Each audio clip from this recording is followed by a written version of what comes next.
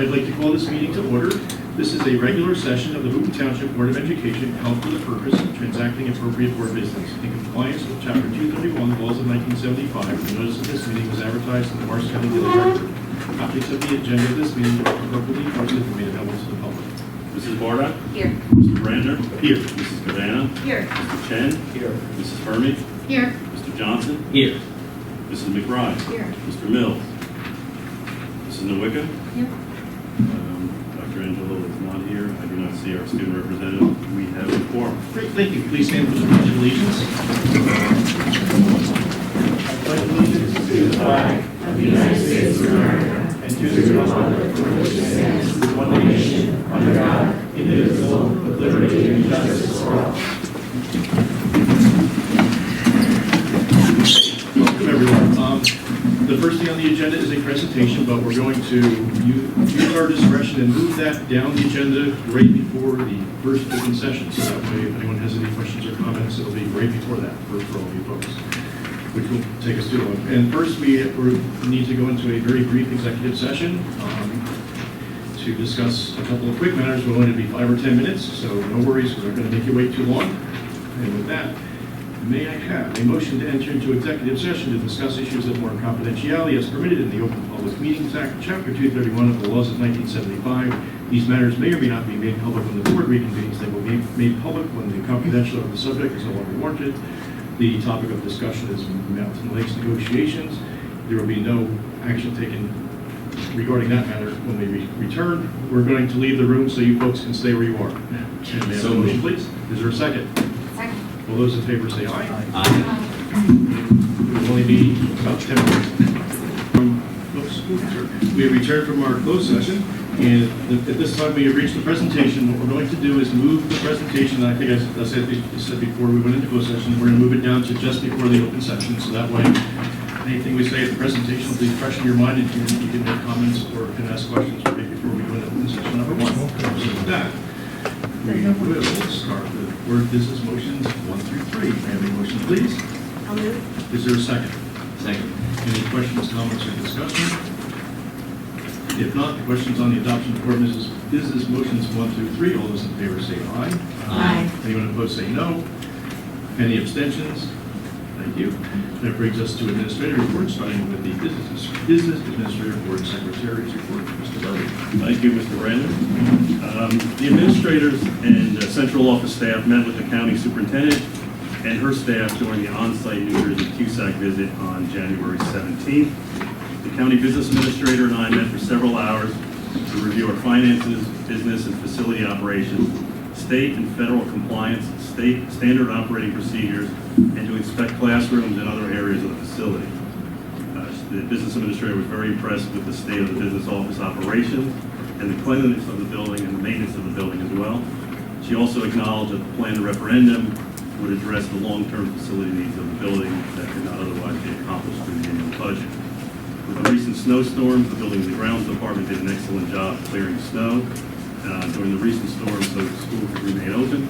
And we have been very pleased so far with the plowing service that is provided and shared service with the township. They're doing a very nice job compared to what some of the previous years have done. And it is a shared services agreement. And with continued vigilance and repairs, we're able to keep all the building systems up and running. So that's all I have to report this season. Great, thank you. That brings us to the superintendent's report. Dr. Angelo is not able to be here tonight, so I have this report in front of me. On the 17th, our district was visited by representatives from the Morris County Department of Education Office for our Quality Single Accountability Continuum Monitoring, otherwise known as CUSAC. This visit was the culmination of many months of work dating back to last school year. I am pleased to report that we did very well in the 5 areas that were reviewed during the course of the entire day. The county superintendent commented to me not only how impressed she was by our planning and preparation, but she also indicated how it is evident that those in our district are providing our students with a quality education that is both innovative and challenging. I could not be more prouder of our work. We continue to share information with the community and parents through several vehicles to deliver content and information about our referendum. Our new webpage was unveiled on Friday, and information will continue to flow through the Township newsletter with dates being scheduled for tours, commonly a community Q&A forum, and informational video and mailers. And that's the conclusion of the superintendent's report. And you've all had a chance to review the other reports that are listed on the agenda, and that brings us to accommodations. Chair will also read. For accommodations, thank you to our student council for the fun holiday pep rally in the lower grades and the week-long holiday spirit week in December. Congratulations to our second graders on the publication of their books and the fun publishing party. Thank you to the HSA for the December Hip Hop Assembly. We learned about the history of this unique American dance form. Thank you also for the holiday parties and January fun nights. Shout out to the Environmental Club for leading us in a variety of recycling projects that help us become more aware of the many ways we can engage in protecting our corner of the planet. Kudos to Ms. Ennis and Mrs. Parati for their facilitation of the group. Congratulations to the administrative team and their assistants on the successful NJ CUSAC visit. And next is the spotlight on student work for December. Congratulations to, in preschool, Owen Libertor, Hannah Wicca, kindergarten, Madison Byrne, Kensley Casala, Riley Winters, Lincoln Wyatt. In first grade, Emily Chong, Sarah Lopez, and Justin Swian. Second grade, Joseph Cohen, Juliet Ellers, Audrey Witkowski, Joseph Ponte, Zoe Jane Zaleski. In third grade, Nolan Bartek, Swern, and Ella Biermeister.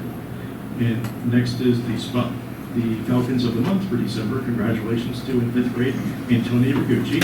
Sixth grade, Molly Johnson. Seventh grade, Marco Sierra. And eighth grade, Regina Brandon. Falcons of the Month that exhibit a dedication to learning leadership skills, great attitude, strong character traits that promote a positive school climate. And that is the conclusion of accommodations. Okay, there is no correspondence, and at this time we would like to present. Back to the beginning. We would like to present on the Boonton Township Mountain Lake Center receiving relationship, the negotiations update from the Finance Committee.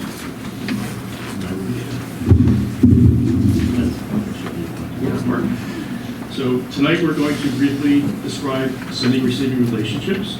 We're going to provide a negotiations timeline from when we began our negotiations up until now, an analysis of how cost per pupil is calculated, and a summary of our key takeaways. Can I just ask, can everybody hear in the back? No, trouble hearing.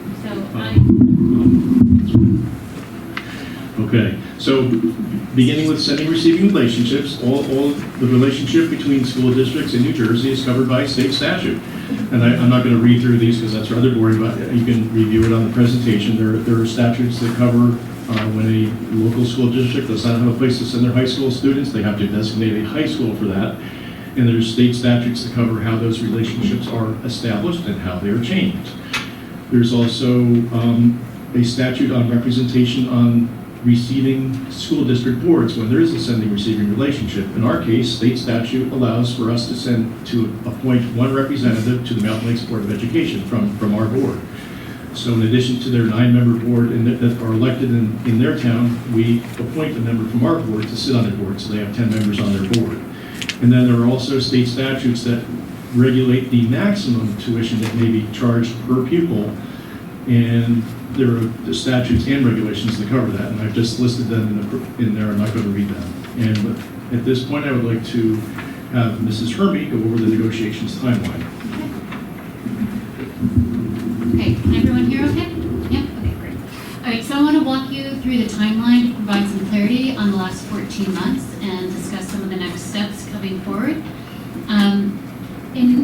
So there's a lot of detail here, and I'm just going to hit the highlights. But in November 22, Boonton Township reached out to Mountain Lakes 8 months before the expiration of our contract to begin negotiations. This was in line with what we had done 10 years previously, and the agreement was made in advance of the expiration. We heard back from Mountain Lakes in March of 2023, 5 months later.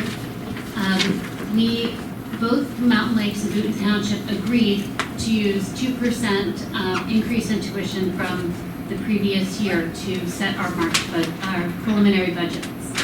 So in March, we both submitted budgets that matched for the 2023-24 budget. However, Mountain Lakes did let us know that no matter what tuitions we agreed on in the budgets, that they would be looking to seek a cost per pupil adjustment And you'll see in later slides why cost per pupil is not acceptable to Boonton Township, as it swings wildly from year to year, and it's based on two variables that we can't control. In May, Mountain Lakes Board of Education unilaterally changed their budget, reflecting a new tuition rate for the cost per pupil, certified cost per pupil, and that was now a 7.25% increase. I'm the representative on the Mountain Lakes Board of Education for Boonton Township, so I had said no to the tuition and the budget.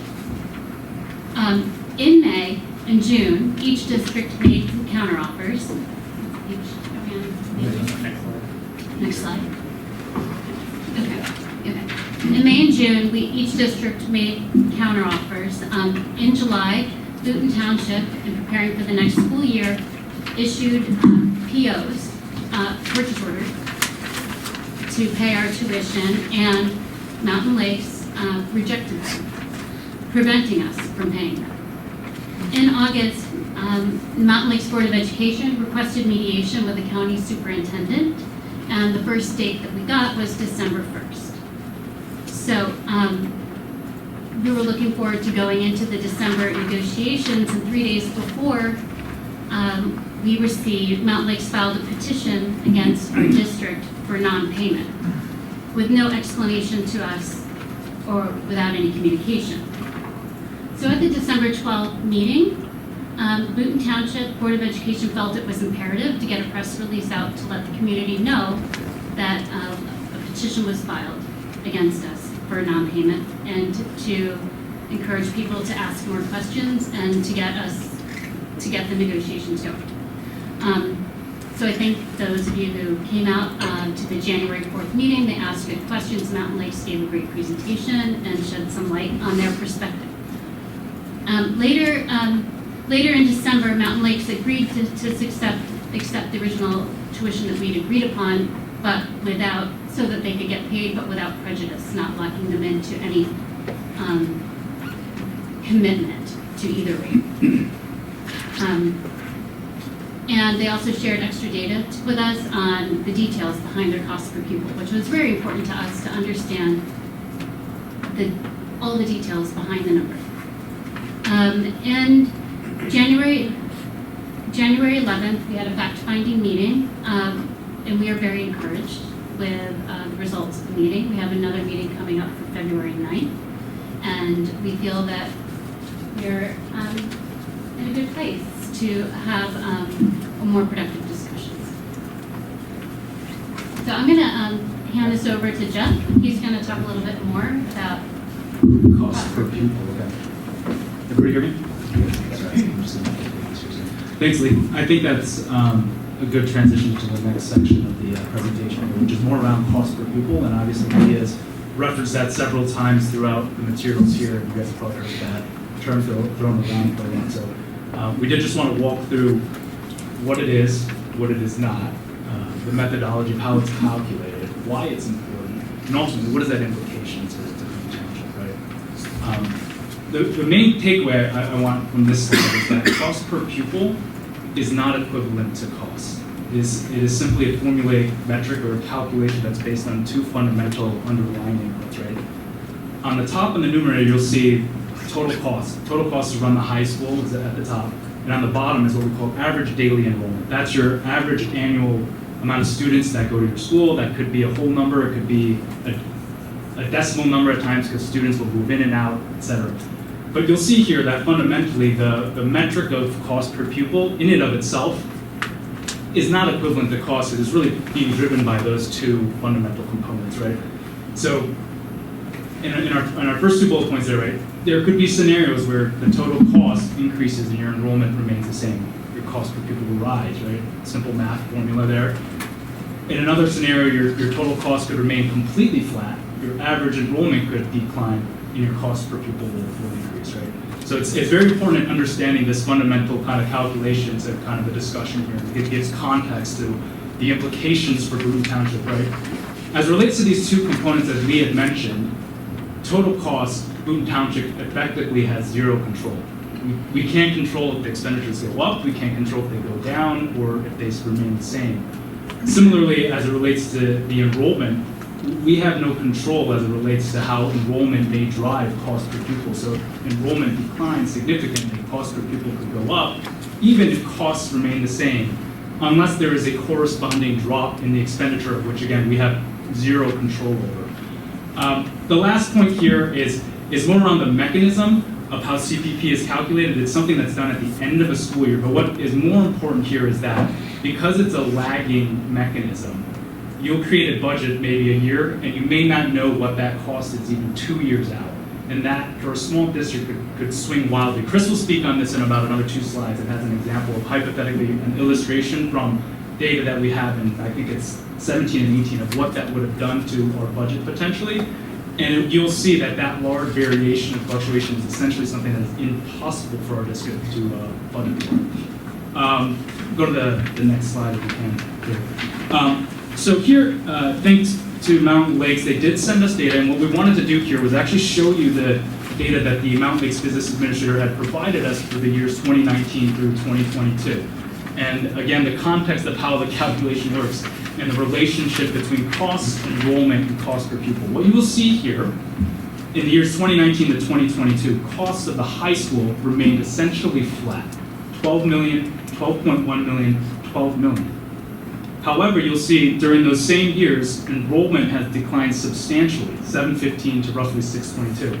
So again, math.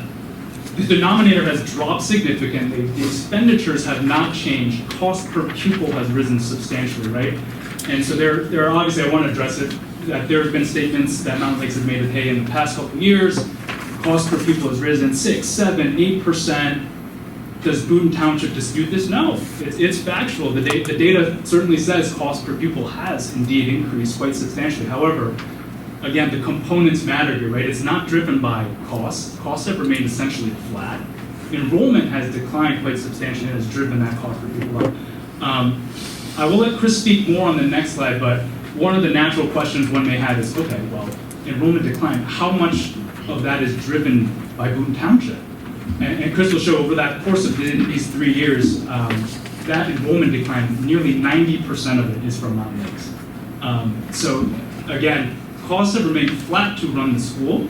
Cost per pupil is not equivalent to cost because of these mechanisms. So hopefully that's helpful and clarifies why cost per pupil becomes such a problematic mechanism for us to be tethered to. But Chris, if you want to take the next slide, I'll pass it to you. So Jeff just talked about cost per pupil and why it's problematic for our district. But let's look at some historical data and apply cost per pupil and see what that means. So if you look at fiscal year 2017 to 2018, for example, on the cost per pupil, it rose $2,400 in 1 year, right, between 17 and 18. What that means, if you look at the Boonton Township enrollment of 260, essentially remaining the same, Boonton Township would need to then send Mountain Lakes an additional $667,000 in 1 year. That's in addition to the tuition we were already paying them.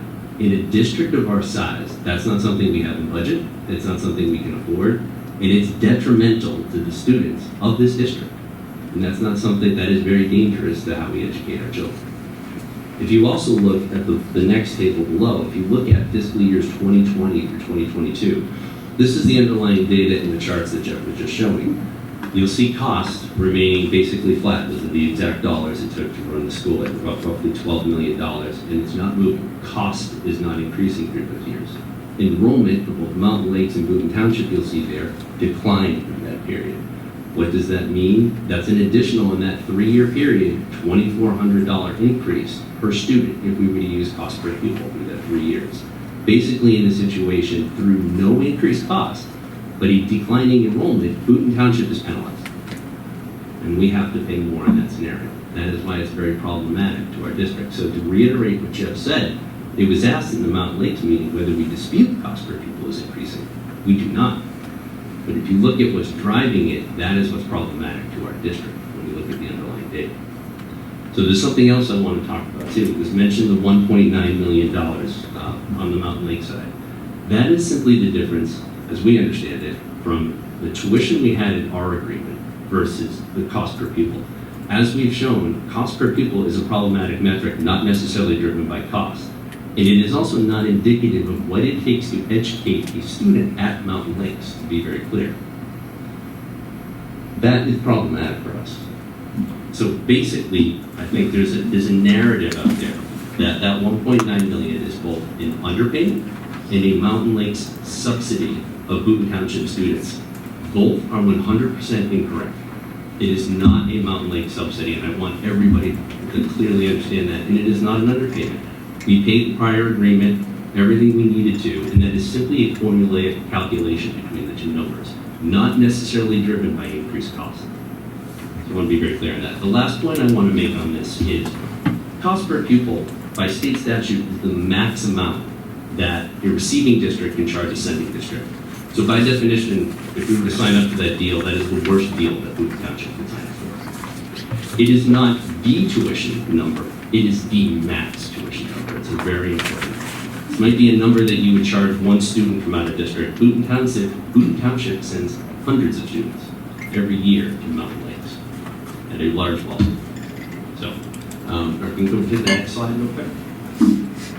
So, just to summarize what we've talked about, with all that said, it is the intent of this board, of Boonton Township, to work with Mountain Lakes and come to a negotiated agreement. We believe it's in the best interest of the communities, the students. We're committed to that. Actual cost per pupil is a problematic metric for budgeting due to the variability and the wild swings it can create in the budget for our small school district. Boonton Township and Mountain Lakes have differing views on the approach to calculating that tuition, i.e. capped increases versus cost per pupil. But we want to ensure there's predictability and ability for a small school district like us to be able to actually budget for that tuition. We're seeking an agreement with Boonton Township. We want to be able to fund Mountain Lakes tuition, but not negatively affect this school district, which is incredibly important to the children in this district. We want equitable terms for both Boonton Township and Mountain Lakes, and we'll continue good faith negotiations with Mountain Lakes, and we're encouraged by the upcoming meeting on February 9th. Looking forward to it.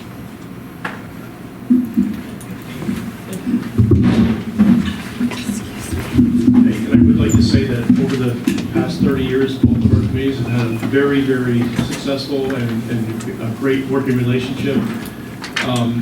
We've got many, community efforts between our districts and our communities, our kids. It's been a thriving environment for all of our kids. And by virtue of our district contributing sometimes between 30 and 40% of the enrollment of students at Mountain Lakes High School, it allows the high school to offer many more programs than it otherwise could. That's what allows that high school to be successful in offering AP courses and many other courses that your students enjoy there. So the larger the enrollment by our contribution, it helps them. But we have many great relationships. All of us have great working relationships with people. If we have kids in the high school, it's a great place for kids to go, and we're going to work towards continuing this agreement.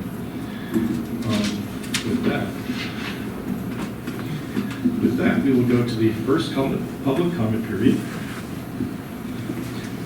It will be limited to agenda items only. The second public comment period will be open to any topic. Please be mindful that public comment periods are available to enable the public to give comments and feedback to the board. Personal matters and day-to-day operations are not appropriate subjects for board meetings. These can always be most effectively resolved with appropriate staff members or administrators according to the chain of command concept. Questions may be directed to appropriate school personnel or board through email. Please state your name and address for the record, and all comments are limited to 5 minutes. I would just ask that you please make all of your comments and ask all of your questions in one round, and then we'll try to address your comments or concerns at that time. So, who would like, if anyone would like to address the board on the agenda items, it's just, yes. Mary Leo Glenborn, I'm sorry. Oh, no, it's okay. You were in front of me, go ahead. Mary Leo Glenborn Drive. I just want to say about 20 years ago, the last acrimonious negotiations we had, I was board president. And I really encourage you to hold fast on your 2% because they do eventually realize the benefits for us to be there and how we cannot budget, and that is not acceptable. It won't work. So I appreciate you holding fast for the township. That's very important. And it all worked out fine, but there's, everyone doesn't know everything. Board knows things, public doesn't know just yet. So I'm just happy with you holding on your negotiations. My other thing is with the price per pupil when the numbers go down. I feel like that's kind of what is happening in our school. even though you may have seen a little bit of a jump, we've dropped enrollment incredibly, but staffing hasn't dropped. So our cost per pupil has actually gone up very much too. And I think it's something that everyone needs to realize. If we're not happy with their cost per pupil going up, how can they cut? You can kind of put it on our town also. Thank you very much. Yes. Hi, Heather LeVar, 28 Meadowbrook Road, Boonton Township. I have sort of a two-pronged question. It has to do with the cost per pupil and budgeting per cost per pupil. So if I've been to a couple of these meetings and I noticed that there was a really conscientious effort by the board administrator to predict and future predict what the numbers of students would be, which seems like a very positive and proactive step in terms of understanding what type of expenditures you would have to go along with the cost per pupil. So, and maybe this isn't a question that can ask, but would we not assume that there's a certain level of responsibility being held by the receiving school district to address cost per pupil? And obviously it might go up slightly, but it seems pretty dramatic in these situations. And then the other question is what was the effect of eliminating the biotech program on this cost per pupil? How does that play into students from Boonton Township, students from Mountain Lakes, and figure into the overall equation of cost per pupil? Thank you. Great, thank you. Our district had only, I'm sorry, I did not hear myself. Right. Oh, it was turned off. You want this one? Let's go to this one.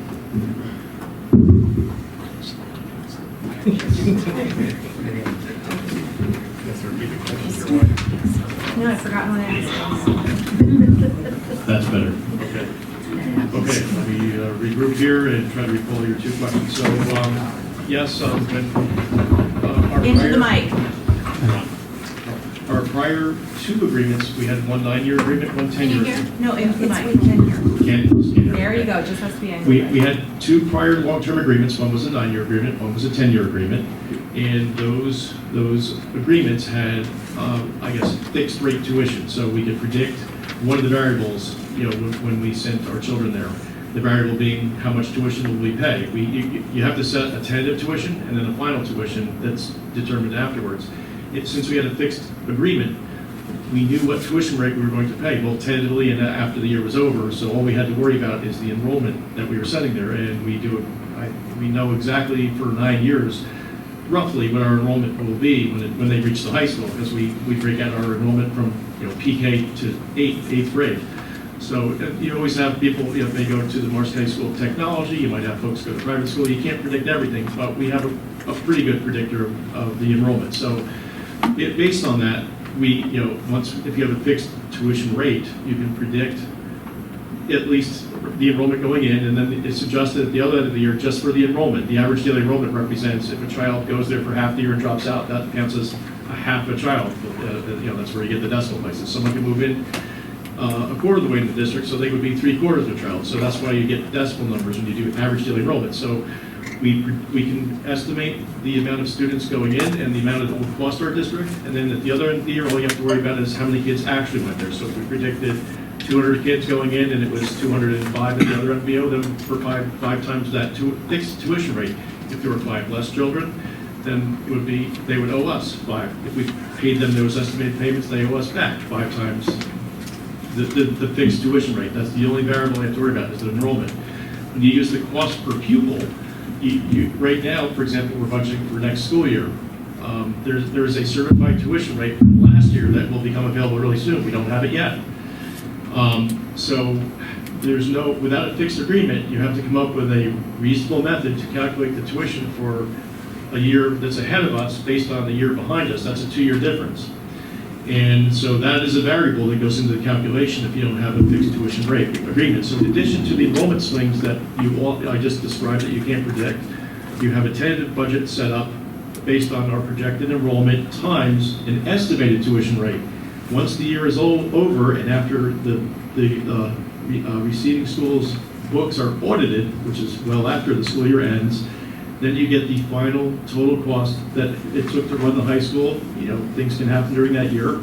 And then you get the average daily enrollment, exactly the number of students that attend the high school at the end of that year. And at that point, you get the certified tuition rate. And if you settle on that rate, now you have two variables, the enrollment differences, and you also have, you estimated a cost per pupil based on something, and now you have to settle that difference too. So if you took your best estimate, based on last year's certified tuition rate to estimate what it's going to be 2 years from then, and we don't know what the variability is. There are some years in the last 10 years where we're still reviewing data, but there are some years, for example, when you look at the $1.9 billion difference, where in 1 year alone, you could have a $500,000 difference. 1 year that contributes to that $1.9 million could be $500,000. And that's the difference between the certified tuition rate and the agreement rate that we were using, as an example. The biotech. I do not know the impact of how the biotech students impact the high school enrollment at this time.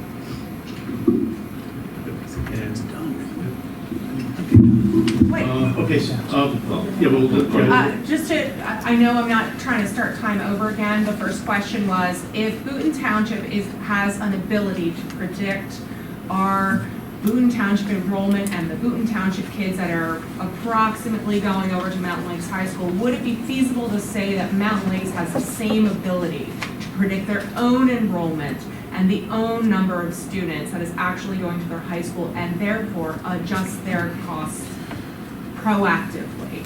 It's kind of a yes or no question. Would they not have that same ability? I would believe so. I can't answer, but I would believe so. That answer. Thank you. Yes. Francis, sorry. What I should do is maybe, since there's a lot of people, maybe I'll start there and I'll work around at this point. So I'll just go in an orderly way. So I'll start there and go that way.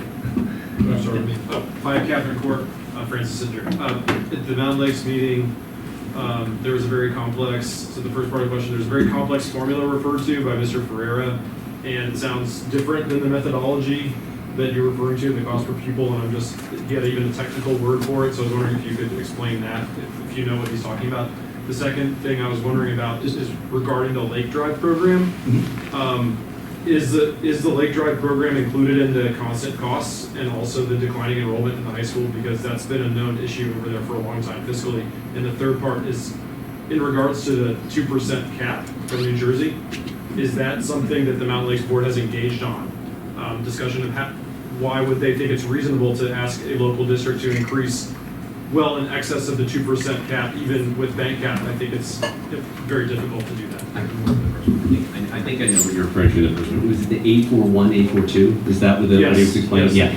Yeah. That is certified cost per pupil. So what he's explaining is what's complex about it in the data that they provided is it's a long list of expenditures by different accounts and line items that we went through that they sent us. Once they roll all of that up, basically, as Barry was explaining, you have to finish the calendar year. They roll up all their expenses. They have direct expense that's related to the high school. They have allocated expenses for the high school. Once they figure that out, which takes a while, then they figure out the average daily enrollment, and then you get the cost per pupil. So they're one and the same. It's just they call it 841, 842. One is for general ed, one is for special ed. Does that help? Yes. And your other two questions, Lake Drive enrollment. We're still evaluating, we're still engaged in information gathering from Mountain Lake School District regarding how Lake Drive students impact the high school. I have listened to some prior board meetings about that, and it's a complicated issue.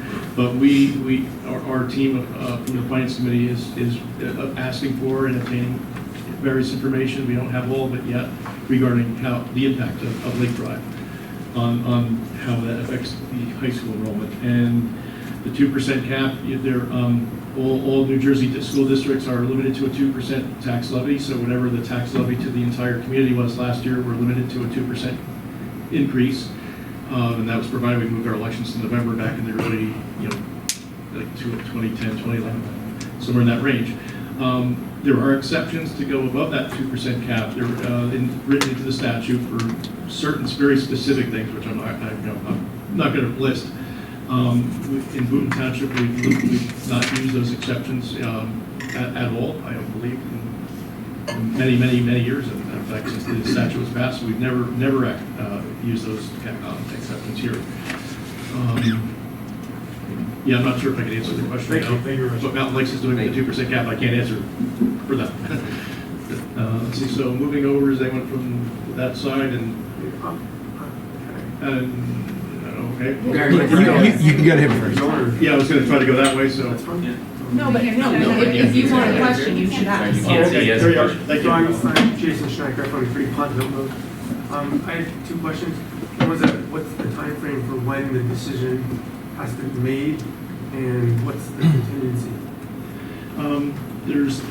I guess there's really no time frame. We just continue our good faith negotiations and reach agreement. Nothing happens, during that process. Nothing. The send receive relationship continues, and we just have to settle on the tuition rate. So there's no particular time frame to settle that. I guess of course it would be benefit both of our communities to reach that conclusion as quickly as possible. So there's no concern about that, but we're working in good faith to accomplish that. But there is no specific time frame. And did you? Well, just because I'm just trying to understand the time. The time frame was completed for the last agreement, Mm-hmm. right? So then, when do we have to come up with an agreement, or do we just keep on paying however much we pay, and they give us a bill, and then we just keep paying that until we finally come with a finalized agreement, and then do they reimburse us whatever we may have overpaid, or we reimburse them whatever we have? Yeah, I would say that the amount that, basically the 10-year agreement had a 2% increase. That we had a fixed tuition. We had a base year in that agreement. That was the cost for people in the first year of that agreement. And the tuition increased by 2% per pupil each year of that agreement. So when we got to the end of this agreement, we continued, in good faith, we wanted to, pay our bills as best as we could. So we took the year 10 of the existing agreement and added 2%, just like the prior 10 years, and offered to pay that with the understanding that once we settle our tuition amount, if any adjustments are necessary, that we would pay that retroactively for the school year, whatever that might be, if we reach an agreement. So there's no issues with your kids going to, not going to school. That relationship continues. There's a whole different process that communities have to go through, to change that, and that's not what we're discussing here at all. That helps. Okay, so moving along, no one in that corner over there. Questions, comments, and so we're back there. So I have a couple questions. If you could just state your name. Sorry, Brendan Ellers, 337 Powerville Road. Thank you. One of the comments made in the presentation was that cost per pupil was not a good indicator of the actual cost to educate a student at Mountain Lakes High School. Could you explain why that is, and is there a better metric that's known that we should be matching to? The second question is, knowing that we're not the only send-receive relationship in New Jersey, do you have an indication of how many other send-receive relationships are tied to cost per pupil? Are we asking for something like out of the ordinary here, or is the standard throughout other school districts to match what Mountain Lakes is requesting? Okay, I'd say your first question, just if you could. The first question was based on the comment, I think it was Mr. Johnson that made, Yep. Cost per pupil is not a good indicator of the actual cost to educate a student. Is there a better indicator, and why isn't it a good one? There's several measures, I guess, but the cost per pupil calculation that the statute provides for example, like if the high school budget is flat at $12 million, by having a declining enrollment, there are other issues that happen, obviously. If you have declining enrollment, you can increase programs even more, I guess, at that point, or not. But it's not an easy metric to use with the high volume of students that we send there, because there can be fluctuations that we can't control. When we looked at the prior 10 years of the agreement, for example, there are years where we were very close. The agreement rate and the certified cost per pupil at the end of the year were very close. And then there were some other years where it was very, very different.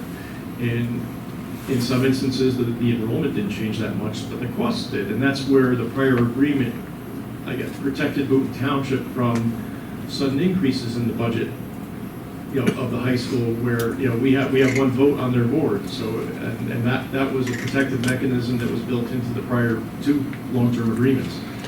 And I believe if you Google and look back at the newspapers, I think when the relationships were first established in the 90s, there was litigation between the two districts, which the recommendation was to enter into these long-term agreements to avoid what we're doing now. So, because if you don't have, you can have a sending-receiving relationship with another school district without having an agreement in place, a long-term agreement in place, and if that's done, then every single year you have a large guessing game for our business administrator and our Board of Education, where you're looking, you're basing something for a budget a year ahead based on information from a year behind, and you have no idea where it's going to land until it happens at the end of that school year, and that's not an easy thing for us to do. And so that's why we support a fixed tuition rate versus a variable tuition rate that matches as close as possible what it costs. We want to obviously be fair to Mountain Lakes, of course, but we want to also have predictability in our budgets. Your second question, I'm sorry, was? The second question was other send-receive relationships around the state. There are many other there's many send-receive relationships in New Jersey. Some use the cost per pupil, and some use a fixed rate agreement like we have in the past. And it just depends on the size of those districts and how their budgets vary or don't vary. So it doesn't necessarily one size fits all. There are districts that use both types of agreements. If that makes sense. Thank you. Okay. Yes. You've been waiting patiently. Yes. Okay. Ray White. I live at 12 Wildlife Run.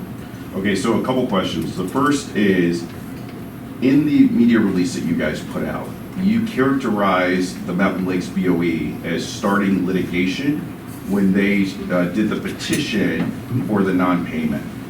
So the question is, why was it characterized to the public as litigation? And then I'll give you all the questions, and then you can take them in the order you want. Thank you. So the next one is, I understand your point of view on the cost and the challenges that the variable cost has for our district. My question is, in your opinion, what is the correct way to assess what it costs to send a student to Mountain Lakes? If it isn't cost per pupil, I get your hey, it fixes better for us, but it by definition doesn't match the cost each year.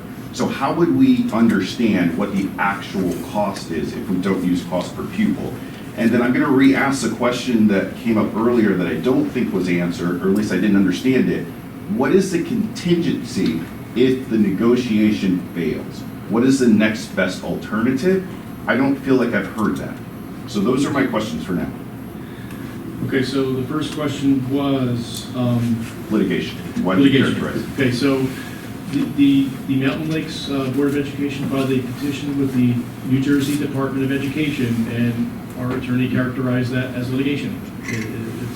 It's a legal document filed with the New Jersey Department of Education, and it would go before an administrative law judge if that process continues.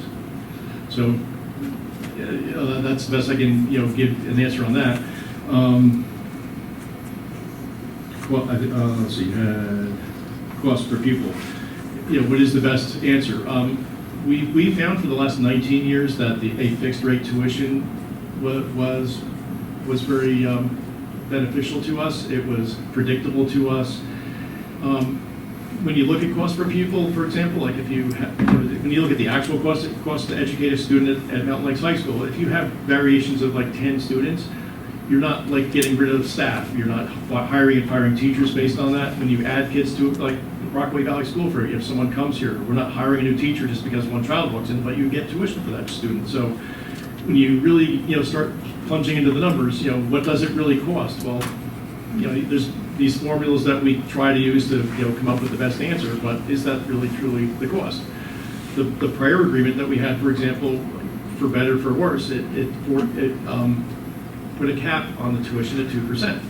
So it assumes that if the budget was $12 million in one year, but if the enrollment dropped, in theory, then if you're saying at year one the base cost to educate a child in year one was this number, it assumes then that next year it's going to be the same plus 2% because that's all we're allowed to ask our taxpayers to give us.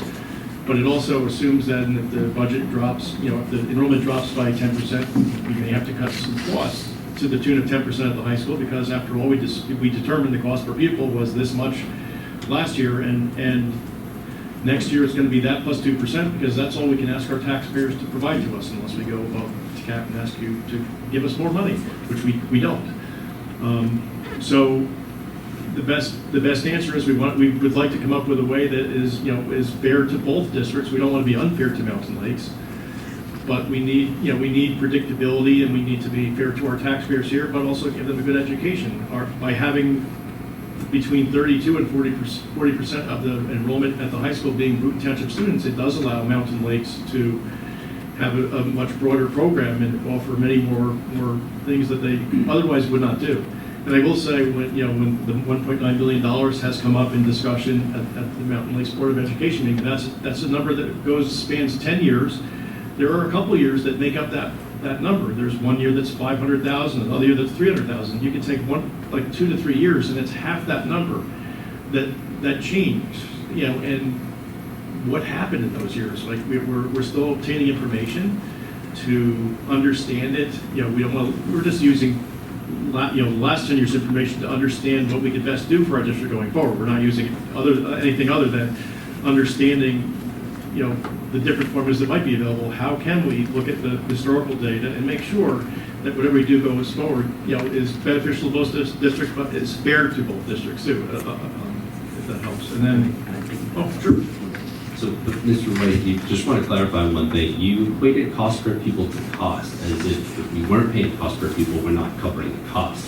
I think, as we've shown, cost per pupil is not the same thing as the cost to run that school. The declining enrollment, with cost being flat, that changes. Our cost goes up. It is a penalty to Boonton Township, with no increased costs in Mountain Lakes, to be very clear. So that's why I think we've explained that that's a problematic metric. But I want Mountain Lakes' use cost per pupil is increasing. Yes, but costs through certain time periods are not, and then as you can imagine, tuition would go up. So it's a big difference there. I would dispute that we weren't covering costs. My question was about what the right metric was, not whether we were covering or not, but what is the right metric? We prefer a fixed, starting with a base year tuition that's fair to both districts, starting with that, and then trying the best we can to come up with a fixed rate that will, as best as possible, be fair to both districts in paying our share of Mountain Lakes High School. But we prefer a fixed cost versus a variable cost because of the potential for unpredictability, which we have seen in the history of the historical data that we've looked at. And those are the very things we want to protect ourselves from.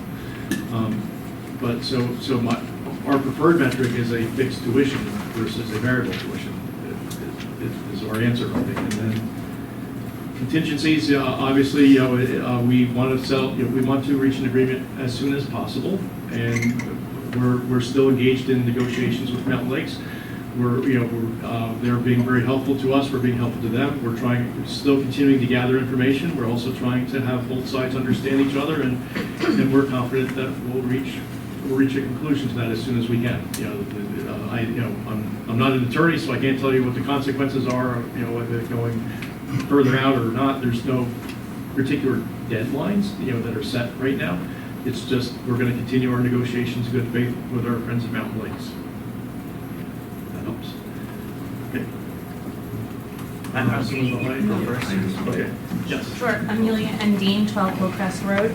So everyone's kind of asked the same question. I think I'm going to reword it and maybe hopefully get a different answer. How is the base rate on your fixed tuition calculated? Right? So the cost per pupil is what's variable, and you're saying that we set a base rate for year one and then we increase 2% off of that. How is that base rate calculated? What metrics are being used to determine what our year one base rate is? Currently, the base rate that we would use going forward is still going to be a negotiated amount. So that from this point going forward, we're still under negotiations of what that might be. We want to come up with a fair metric and move forward with that. But what measures are used to determine base rate? Are we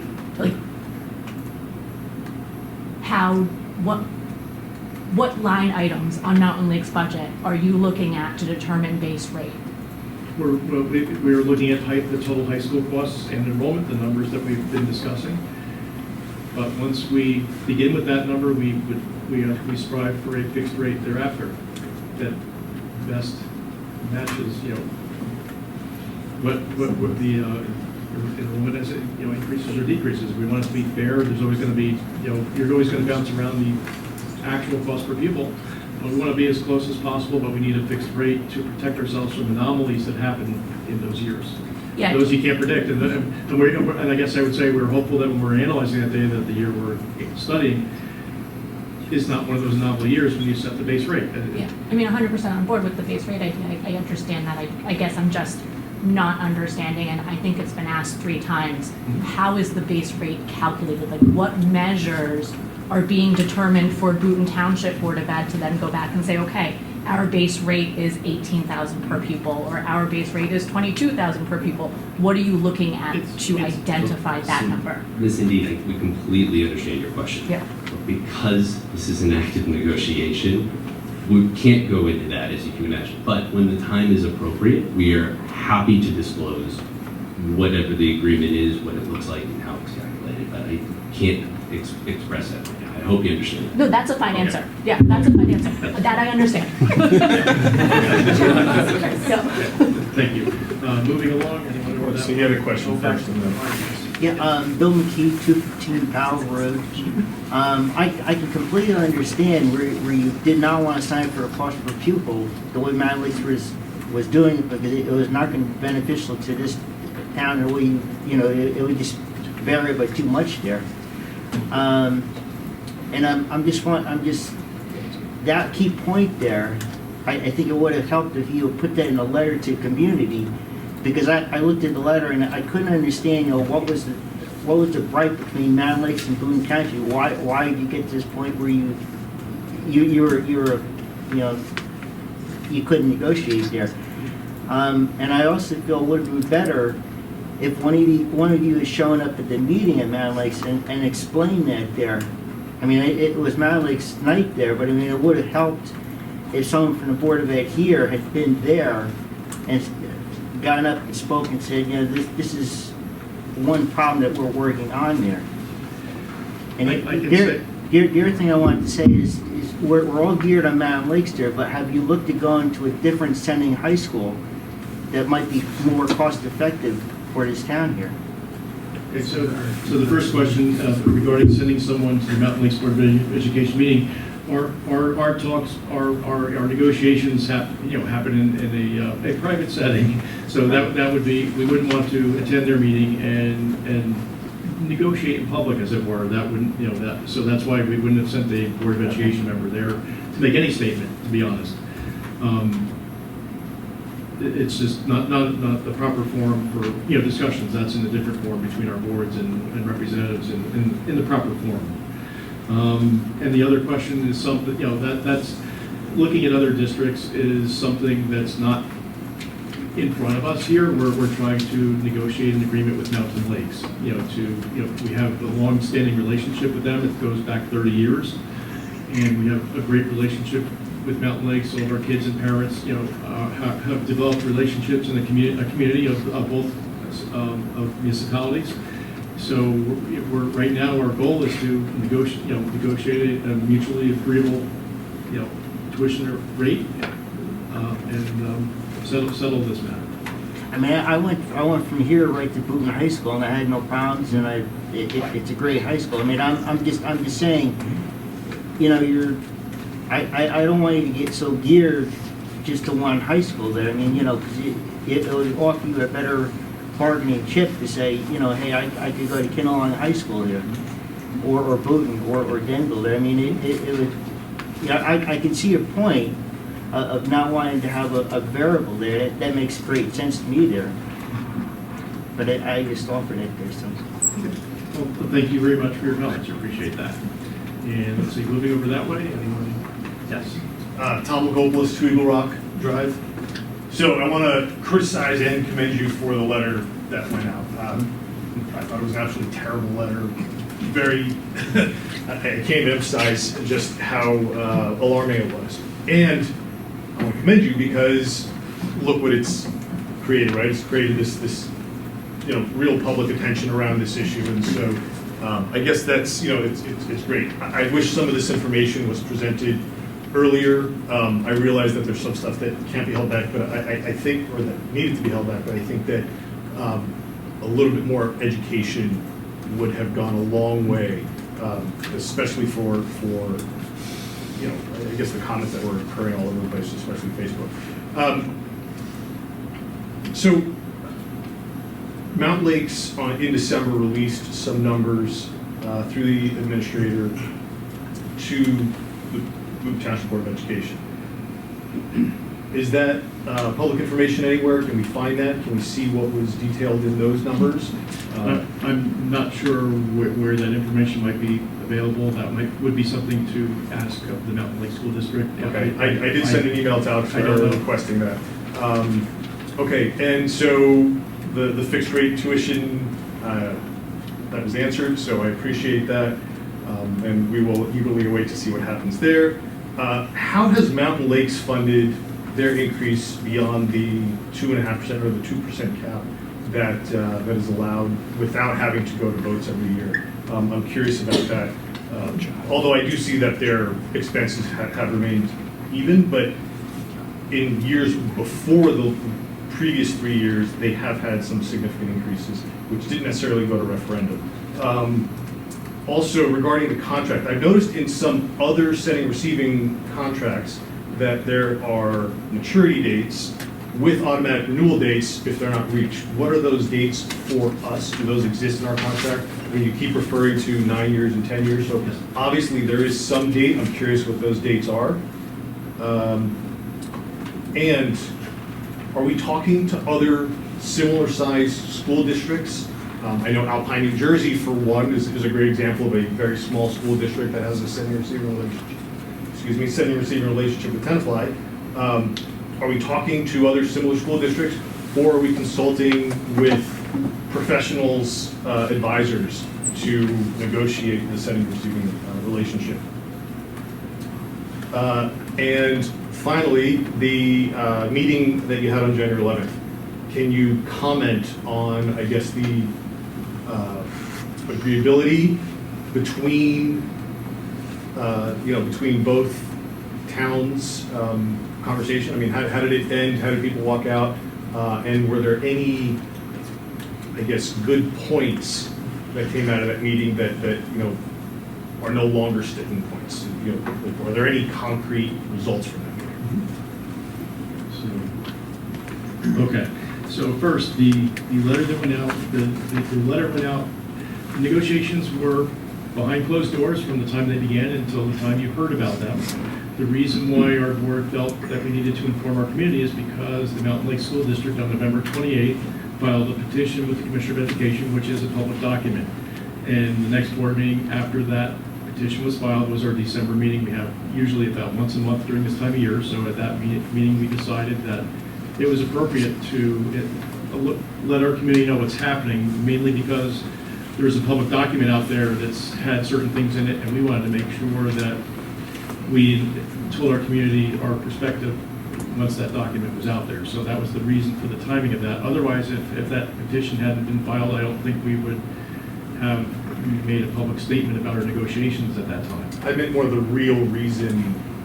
Well, the statement that was in there, which, I mean. Well, the reason was there was a petition filed with the commissioner, and we did not, we wanted to address, where our perspective on where we were at that time. Next was, how's Mountain Lakes funding anything in excess of 2%? I can't answer that. You'd have to go to the Mountain Lakes Board of Education and ask about their, costs and how they're funding them. I can't answer that. I have. Let's see, next was an automatic renewal provision. An automatic renewal provision could be included in an agreement, but each agreement is negotiated, and the two agreements that we had did not have an automatic renewal provision in them. And that's up to the districts that are negotiating it. That could be a point that the districts don't want to put in because they don't want to, they want to protect themselves in the future from, the consequences of not reaching an agreement on the new agreement. So that's something each district, group of districts would decide to put in or not put in. our districts did not put them in both years, and that's just a matter of the district's desires at that time. Let's see, let me make sure I get all your questions here. So going back,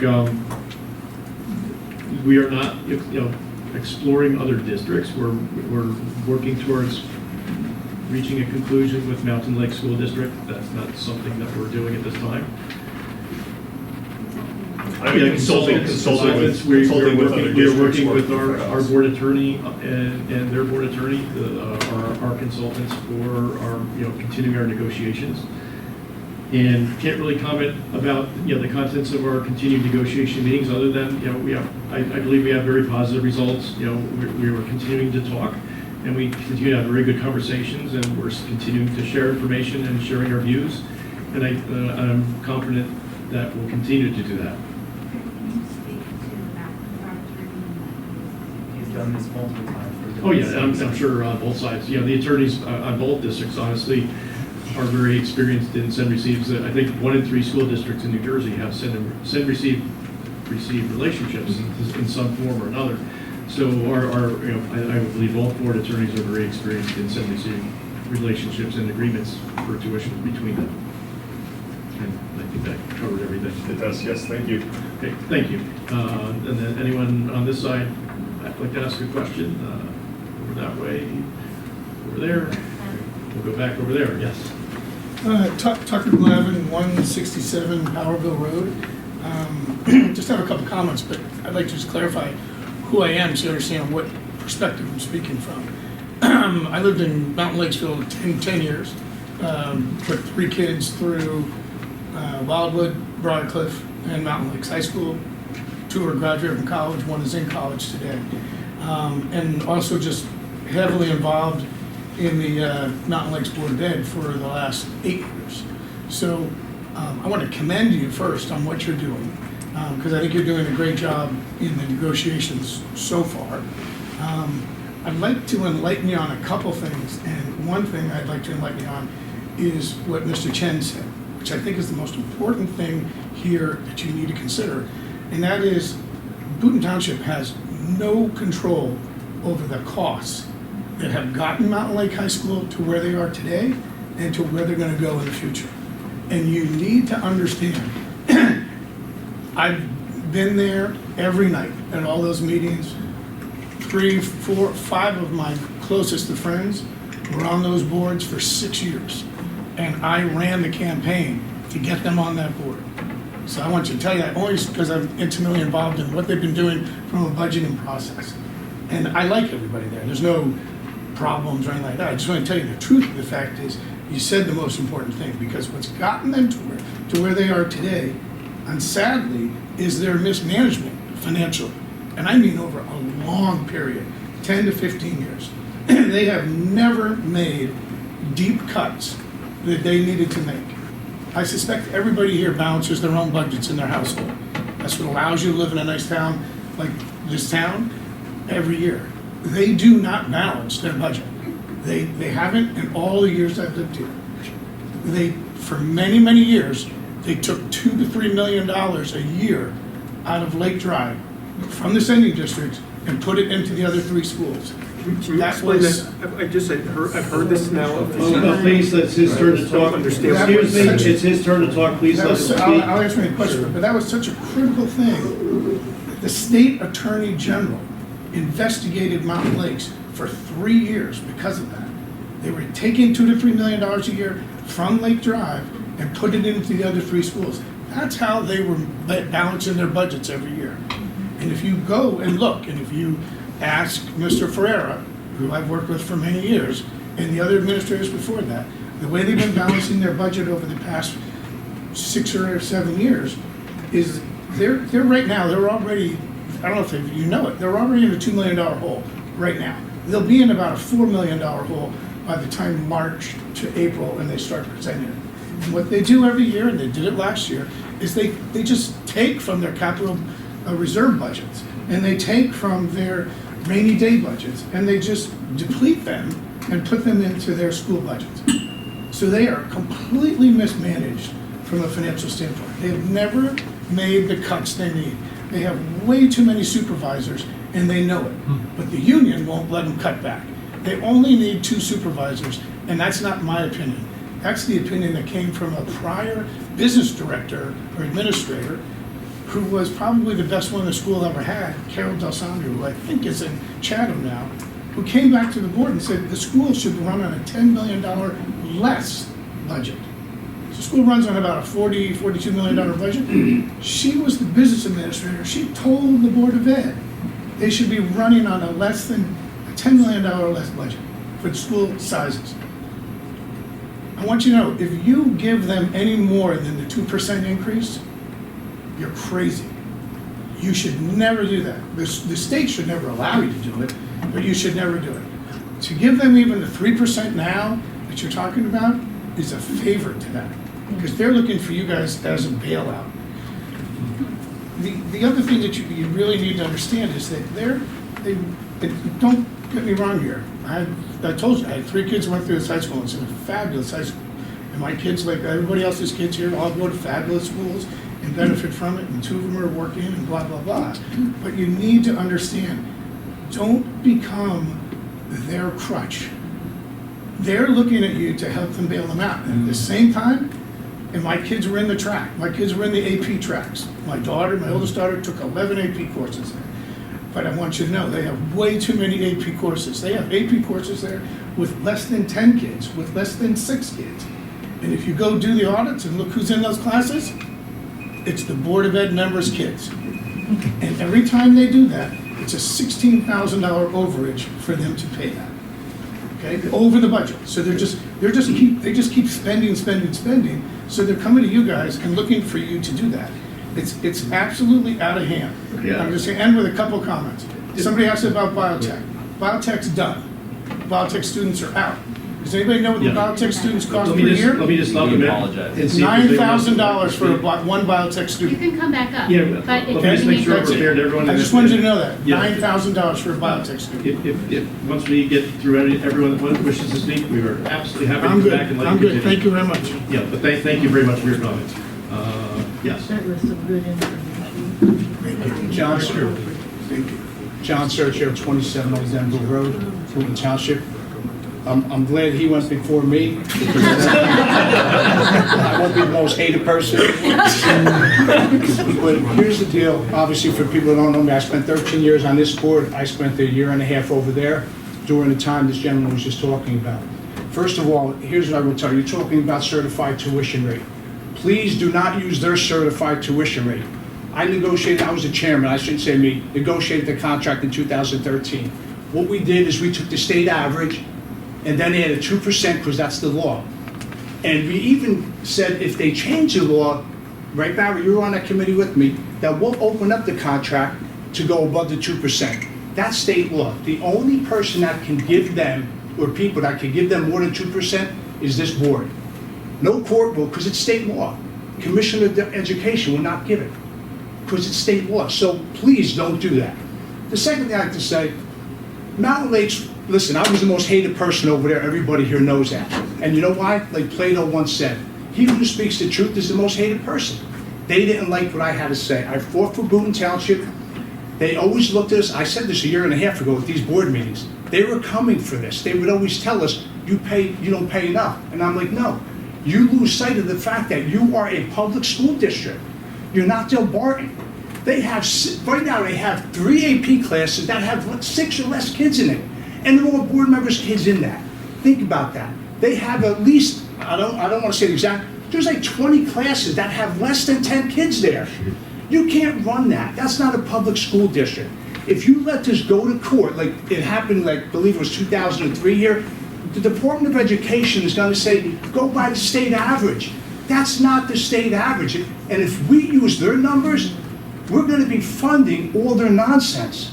You can't have those classes. They're putting classes in for next year already because board members' kids want it, because board members want it for their kids. And that's great. We all want stuff for our kids, but I want to drive a Rolls Royce. I'd love it if you guys all paid for it for me.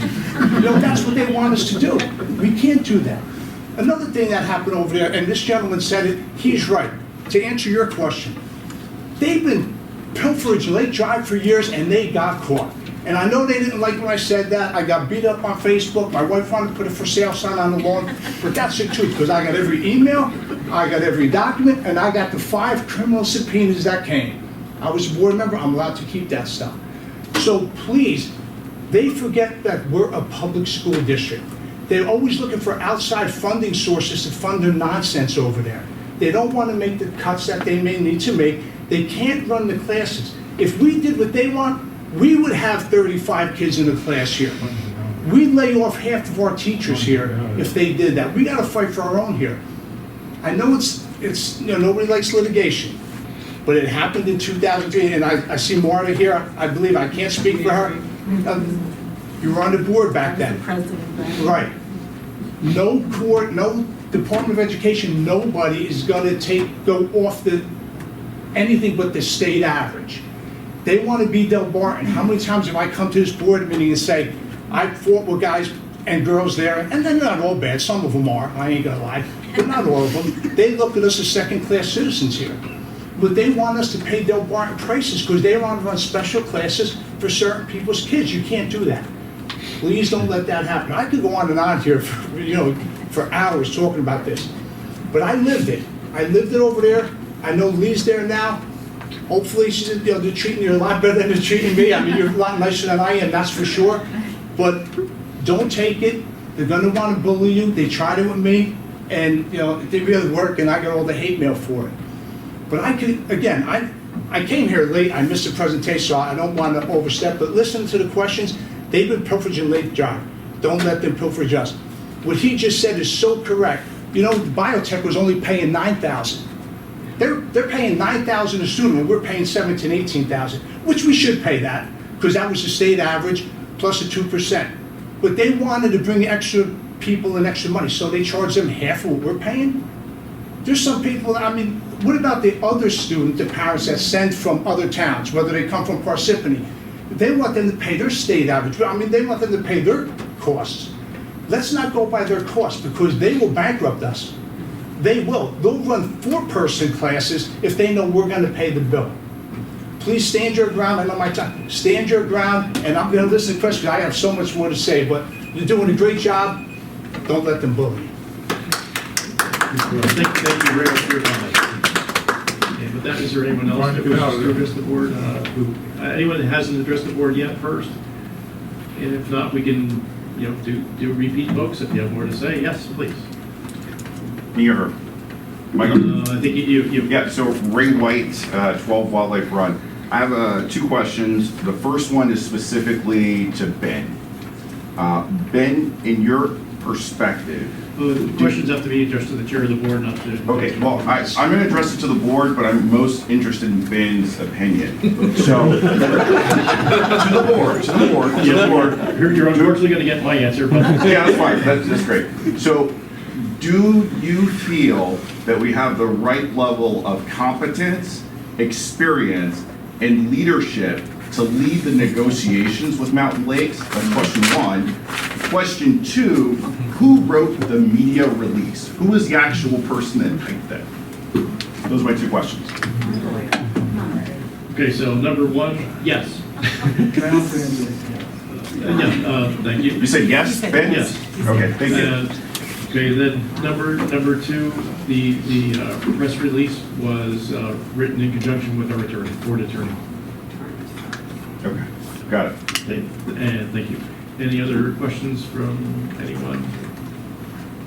Wait, Yes. did you want to address this question about are we competent? Yes, Glad you got the yes there. Yes. Nice question. And Mr. Mills even added a yes. Yes. Mary Leo, 24 Glenhorn Drive. I just want to say that as far as the Lake Drive goes, that's what we discovered way back in 2003, and that's how we got our 2%. And the negotiation, and they got called on the carpet on that. And that was before it was litigated, and they really got in trouble for it. So they know. The thing is, since cochlear implants, their Lake Drive enrollment has really decreased. And so that's why they're not getting those subsidies from there that, besides being called out in litigation, they can't necessarily raise that like they used to. And my other statement was, when enrollment was starting to drop, they went to outside, they opened up the school to bring in outside tuition. Now, we all know their ranking has decreased, rankings are decided differently than they were back in 2000. So their ranking within the state has gone down, which I don't know if that's causing less people to want to go there or not. But when there was a shortfall in students, they would go to outside because they always said they had a list of people that wanted to send their students, their children there. So I don't know if they do that anymore, if they look for outside students to fill up, they do. So are they not getting enough to fill their numbers? There's not that want to go there anymore? You have to direct that to. Yeah, I am. She was just shaking her head at me. I am. So, that's all. All right, well, thank you very much for your comments. What's the answer to the question? I can't, we'd have to ask Mountain Lakes about what's happening in their district. I Well, can't doesn't answer. your board representative know that? We would have to address your question to the Mountain Lakes Board of Education versus our Board of Education. She serves on the Mountain Lakes Board of Education, but you should address the questions to their board and their board president, who would Well, I would think you answer know that. appropriately. Our board representative cannot speak on behalf of the Mountain Lakes Board of Education. She's our representative to the board, to be appointed there to act on our behalf. Oh, I just thought that was an open knowledge. Yeah, but she question. can't technically, if it's a real simple number thing or, factual thing that everyone knows, that's great. But an opinion like that, or a question of that It's a sort. fact. It's not an opinion. Yes, they have. Yeah. It's a fact. I just want to say, yes, they enroll hands. They've hired enroll hands to help thank boost you. their budget, boost their tuition. Anyone else? I saw a hand. Yes. Yes, Jonathan LeVar, 28 Meadowbrook Road. I was on the board here for 4 years, and I was on Mountain Lakes Board of Education in 2022, and they had an actual paid-for marketing campaign specifically to get folks to attend Mountain Lakes High School. So they would send Facebook ads and other social media stuff, and so the answer is yes. Okay. Thank you, Mr. LeVar. Yes. Thank you for your patience with me. Tucker Glavin, Powellville, 167 Powellville Road. I just wanted to conclude with, I don't know who the negotiators are, but please be very, very aware that it is a completely financially mismanaged organization. The current superintendent is a close friend, very good guy. The former superintendent who was there for a couple of years and the long-term superintendent who was fired have never made the financial cuts that they've needed. They've never balanced their budgets. They just keep spending. So whoever's negotiating here needs to clearly understand that, as I said, the most important thing that Mr. Chen said was you have no control over their costs. And that's 10 years coming up to now and going forward. And that's what's brought them to the situation of looking at your board and our town to help them balance their budget. And I can tell you this, if you do it 1 year, it'll never happen the next year, because they've never done it. They just keep adding. So look under the hood, look what they've done. And I mean over the past 5 to 10 years, it's gotten them into this situation. Because that's what you need to do as negotiators. If you want to be substantive, if you want to help this town to the best of your abilities, that's what you need to do. You can't go in there blindfolded, not knowing what they're doing, and they have never balanced their budgets. Thank you very much. Thank you. And, yeah. I'm sorry. Do it. Go ahead. I just want to say, because a couple of guys, my 5 minutes ran out before, but I will say this. If they do want to go to their tuition rate and don't use the state tuition rate, which we used back in 2013, tell them, again, I'm sure you do, that we want equal representation. If we're going to pay that bill, we have to have equal. If they won't, there's no way we can do it. Mr. LeVar just proved my point. He's 100% right. They have a great marketing campaign for outside students. Again, they forget that they're a public school district. They're always looking for outside funding sources. And to what Mr. Glavin had said, and this is, I promise this will be the last thing I say, is that they did have a woman in there that came in and said, this is all wrong. And I was on the board when she was there. Karen, she's actually in East Hanover now, and they love her there. This is all wrong. You know what they did? They got rid of her. Because she exposed it all. wind up going to the Attorney General's office, and what do? Instead of fixing the problem, they got rid of her. And honestly, I'll say, so just think of that when you talk. It's a public school district. And you guys and girls have a thankless job. So good luck to this, but Boonton Township comes first for you. Please don't let them bully you into anything. Thank you. Thank you. Is there anyone else? Yes. Yes, Francis Singer, 5 Captain Court. I taught Mr. Glavin's son and your daughter, Mr. Sergio, and LeVar's and Hermes. I was a teacher at Mount Lakes High School for 6 years. I just wanted to make this comment. I know it's getting late, but Mount Lakes is a very special high school with a lot of great students and families and excellent academic and curricular reputation that's, quite frankly, hasn't declined. I mean, I think that the perception of it has declined. I think that the reality is that there's certainly areas for improvement, but it's an excellent high school, and one of the things that makes it special is definitely that you do get the ability to have high-level AP classes with a small class, right? So I just would caution, there's in classical literature, there's this idea of a Pyrrhic victory where you defeat you chop up all your army men to win the battle, right? And I just think that our towns are so tightly connected that I think we should have financial scrutiny, for example, declining Lake Drive enrollments and to open up the books on financial mismanagement. But at the same time, to keep in mind that the goal should be to work together to maintain the excellent academic programs and relationships we have with Mountain Lakes High School. Our salutatorian and valedictorian last year were Boonton Township kids. I can testify to the passion and dedication of the staff over there in educating our children here at RBS. I hope my own kids will, by the time they get to 8th grade, will be able to go to Mountain Lakes High School.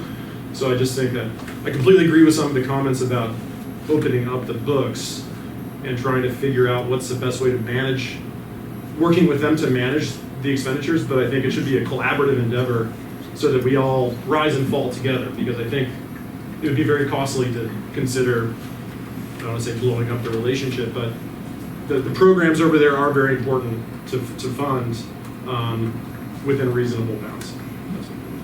Thank you very much. And is there anyone else from the public that wishes to address the board? One, two? Well, I guess we'll go, since Mr. Tercio was there twice, we'll go there and we'll come back to you. All right, Tom McComas, to Eagle Rock. So the letter set up what seemed to be a very contentious disagreement between both towns, and also, I think, made this board look a little bit more, well, I don't know, just outmatched, right? And so in my comments on Facebook, I did give the benefit of the doubt on a few things, and I do appreciate, fighting to cut spending or even just maintain spending so that we don't have these ridiculous tax increases. But I feel, I want to emphasize again that we need to, I think, be more open. Presentations like this, I think, are much more helpful.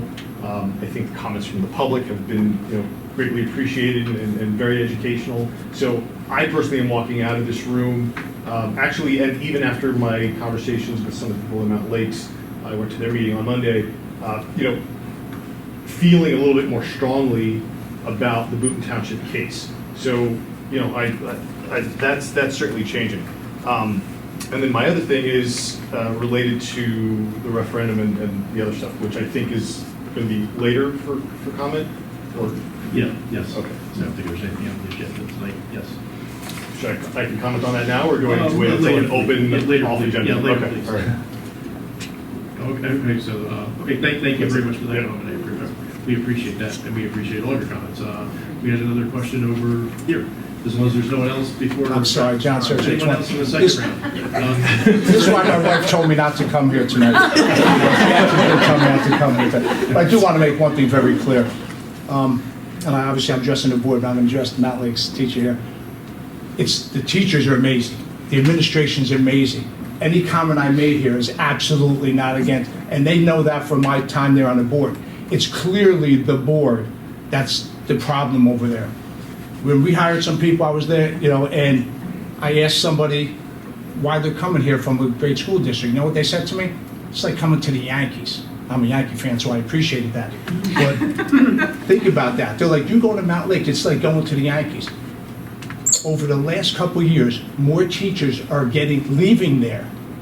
Not because of the administration, it's because of the board. So your fight here for us is with the board, not with the teachers, not with the administration, which I think are fantastic.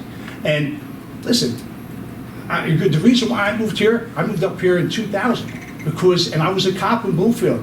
I just wanted to get my kids into a so-called private school. And when I heard they were going to Mount Lakes High School and RVS had small classes, I went to Catholic school. That was what I was all about.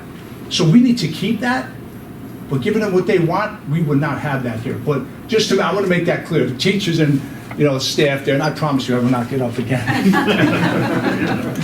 Thank you very much. Would anyone else like to address the board on agenda items at this time?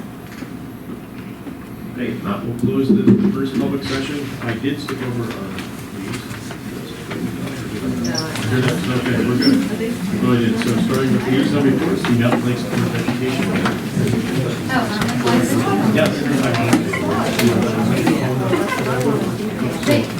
Mountain Lakes Board of Education.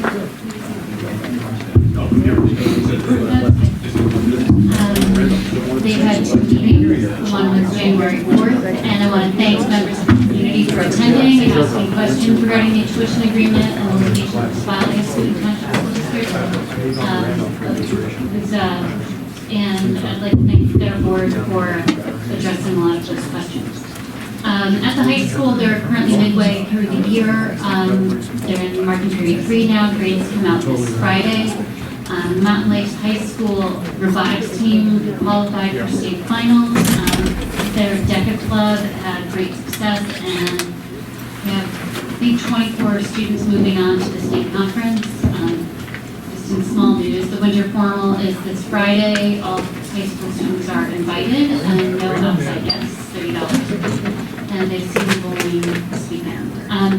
The big highlight was at the last meeting. They presented their Governor Educator of the Year Award. It's a formal state-run program. It's part of the 5-year strategic plan to embed broader teacher and staff recognition that is very proud of their staff, the excellence in their staff. They had one award for the Educational Service Professional, which went to Mountain Lakes High School counselor, Mrs. Sullivan, who's credited for taking on a lot of the responsibility after the college and career counselor position was cut last year. And teacher Mrs. Krause, who's recognized for her passion in math and for helping students excel and thrive beyond the classroom. Regarding their superintendent update, tonight was a chance for 6:30. They had a meeting for public and community input. So right now, they're currently screening applications in February, and it's all being held pressure on Peterson, who's helping run the process from New Jersey School Boards. In February, they'll be doing candidate interviews. In March, there will be candidate selection negotiations, and they hope in March 2024 coming up that there'll be an appointment for of a selected candidate, and they will start in July. Just on another note, I want to thank Angela Tsai. She extended an invitation to Rockaway Valley School Theater students to come to Mountain Lakes High School to join Briarcliff and Wildwood and High School. All theater departments got together to listen to an hour-long talk with two-time Tony Award winner Christian Borrell, and it was a fantastic presentation, and it was just a great way to have our communities come together. So we'll be hosting, we'll be showing Mary Poppins March 22nd through the 24th, and the high school is going to be doing Something Rotten. It's a hilarious musical about Shakespeare, February 29th through March 2nd. I also want to give a huge shout out to the Mountain Lakes administration. I did this at their meeting as well, but they had, for the first time that I can remember, for my youngest student who is now in 8th grade, they had an open house, an 8th grade open house that invited all the Briarcliff and RBS kids too. to the high school, and it was fantastic. It was like literally walking through the program and studies. They had us break up into small groups with our kids, and you went through the whole block schedule, including lunch, which was at the cafeteria, and they had all the kids with their clubs there that you could talk to. And so you learned, my daughter described it as it was like playing a video game where you can figure out how you can level up, like you're getting all the clues. They talked about each program. This is where you start. Next year, if you were, this is how you would make honors, and if you want, we have all these AP options for you. I mean, it was fantastic. So kudos to Mr. Searles and his team and peer leaders, Mr. Fusco, Mr. Henry, Mrs. Cortese, like everybody was there, and a lot of teachers gave up a lot of time, and it was fantastic. And just a few dates. Mountain Lakes Ed Foundation has their gala April 27th. I think previously I might have said it was the 29th. It's a Havana Nights theme. A lot of people participate in their annual bake sale. They raised $42,000 through that bake sale, and the back to school supplies that they do was $3,100, which I think is kind of a great program. Something maybe RBS could do. And I think that's a wrap on Facebook. Great, thank you. Yeah. But this is probably not working, right? There you go. I don't know, is it? Yeah, okay. Can you hear me? Okay, thank you. That brings us to the New Jersey School Boards Association. Please, Mike? Yeah. Just very briefly, the NJSBA held their new board member orientation weekend this past weekend in the Crown Plaza Princeton Conference Center, where new board members learned how to effectively fulfill their responsibilities while attending large and small group sessions on topics including school law, policy, the School Ethics Act, ways to improve student achievement, school finance, labor relations, the board superintendent relationship, and advocacy.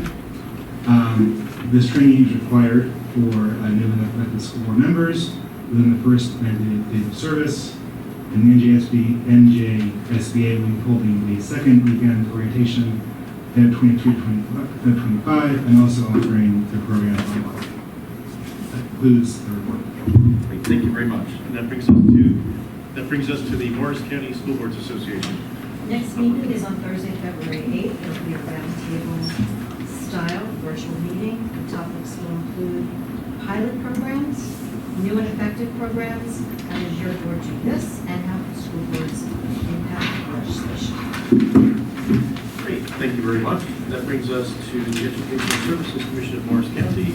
I did attend their meeting on January 10th. Mostly routine business.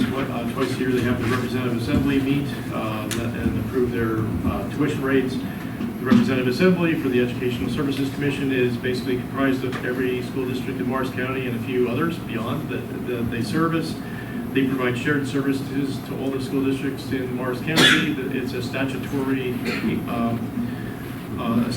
commission that all counties in New Jersey create these commissions for shared services in each of their counties, but they also do shared services and cooperative bid contracts for districts without this rate as well. They handle certain functions. So, for example, the Ed Services Commission has run a special needs school over in Morris Township. They used to have 2 schools. They did combine down to 1. They also share bus services. If a district suddenly has a need for a bus or bus route or things change, or especially in special education, you could have students move into a district and need busing services, and they provide many shared services that districts can't get right away.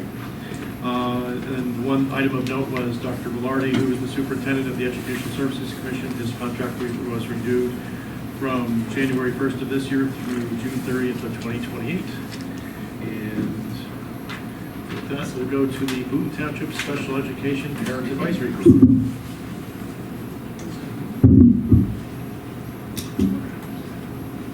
There are many interesting and engaging events taking place within SEPA.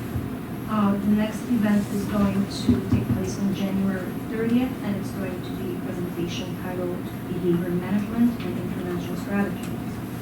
Anyone interested in attending the presentation should go to the Rockaway Valley United Methodist Church, located at 4448 Valley Road.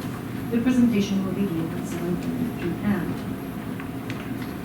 In the month of February, there will be additional presentations by CPAR on February 6th at noon in Mountain Lakes High School. There will be a presentation on innovative programs in regards to special education.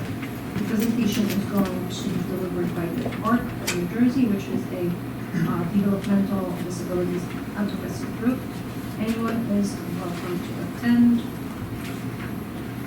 On the same date, February 6th, and this time at 7:30 p.m., CPAD will deliver a presentation titled Transitioning to Mountain Lakes High School. The presentation will take place at the Rockaway Valley United Methodist Church, located on Valley Road in Boonton Township. And the last update from CPAD includes the rollout of a parent survey. This was effectively done this past Monday. The survey will be completed by CPAD members, and its results will be shared with the community. The goal of this survey is to collect valuable input from the parents and to materialize it into concrete goals and objectives that will guide us towards positive changes in policies, practices, programs, and services surrounding the special education community. And that concludes my report. Great, thank you very much. That brings us to the Boonton Township Education Foundation. Quick update to the board of the, let's speak loudly. As always, we thank the Ed Foundation for the many enrichment opportunities and classes that they have for our students. So the 4 Kids classes have just commenced this past week. A couple things to note, February 25th, there's a bowling event that they have arranged and registered teams for on their website. Volleyball for 6th through 8th graders, February 5th through March 1st, and the Spring Musical of Mary Poppins Jr. will be on March 22nd through the 24th. And that concludes my report. Great, thank you. And that brings us to the Rockaway Valley Women's School Association. So HSA was unable to meet due to weather, so the important thing is next week they have a talent show on Friday, February 2nd at 6:30 p.m. That's it. Thank you. What was it? Tuesday? February 2nd, 6:30 p.m. Okay, thank you. And that brings us to the Township of Boonton. Okay, the township held its public presentation for the renovation and addition to the municipal building and police headquarters on Monday night. The public presentation is available on the township website. Public comment on the project will be accepted until February 1st. There will be a gas main extension on Old Denville Road from the Torn Road, approximately 2,000 feet easterly towards Powerville Road. The construction is scheduled to begin on or about February 5th and should be completed within 10 to 14 days. The road will be completely closed to through traffic from 8:30 a.m. to 4 p.m., except that school buses and emergency vehicles may pass. The school day work will begin at 8:30 a.m. to allow the morning buses to avoid construction delays. The detour will be through the Torn County Park. And a reminder that dog licenses must be renewed no later than January 31st. Residents are now able to renew their dog licenses online and pay by credit card. And you can see details on the Boonton Township website under animal license. And that's all. Thank you very much. And that lastly brings us to the Boonton Township Green Team.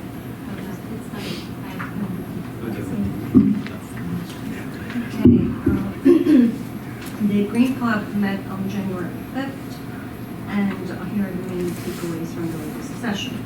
We discussed the possibility of organizing another Green Fair this year, as well as taking additional steps aimed at meeting the requirements associated with attaining a silver status on our Sustainable Journey Jersey certification.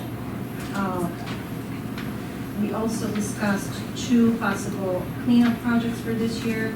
Those projects will include collecting litter alongside the Township roads and a river cleanup consisting of pulling out trash from the bottom of our river using boats.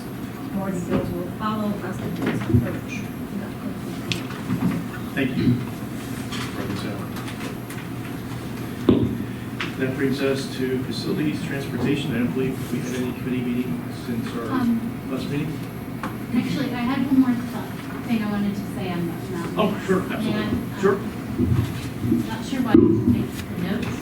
It came up in discussion because we had Boonton Township called for a half day when Mountain Lakes did not.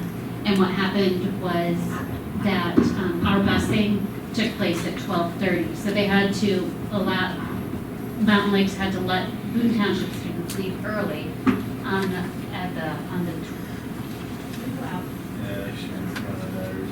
12. So Boonton Township students were dismissed early at 12:34 while the rest of the school day went on. That led to less than ideal. You don't want our kids missing school. I'm sure the kids themselves were probably happy to go home early, the ones that were on the bus. But that Mr. Featherman said that had he known about the busing situation, he probably would have made a different call. So I think that they'll be. It's happened in the past, so It's happened. that's a crazy explanation. Right. I actually emailed him myself on that Okay. behalf because I thought, first of all, Mountain Lakes was the only district in Morris County not to call an early dismissal. Right. I understand maybe the roads were fine, but to segregate, and he didn't like the word segregate that I used in my email, but to segregate out the Boonton Township bus students, and this isn't just me, I was hearing this also from others, but to segregate out Boonton Township bus students can leave early, so you have students sitting side by side in a classroom, oh, you're Boonton Township bus, oh, you can leave. Oh, you have a car, you know. But, but the rest are gonna say, and my question back to him was, if the sidewalks were slippery in Mountain Lakes, or if the power was out in a certain section of Mountain Lakes, would he have kept Boonton Township students in school and dismissed Mountain Lakes? It's completely fair. So there was. And he wasn't very nice in his email back to me, but regardless. Okay. So hopefully that I will took not the happen heat. again. Well, it's But happened they're now at least twice. Yeah, it was just, and had it been like half of Morris County was in or out, but when he was the only district to stand hard, when he had a good reason to close half day with Boonton Township busing. So is it fair to say that there's no coordination between administrations and districts that went to influence those? No, there was absolutely. Yeah. I think Our there was coordination. superintendent was on the phone with him, they talked in the morning, he was aware of those issues. And actually, Mr. Featherman told me to go back to my BA and discuss our busing system, because that's the problem, but I really don't think that was it at all. So Thank you. it should be discussed in facilities and transportation. Thank you very much for your additional comments.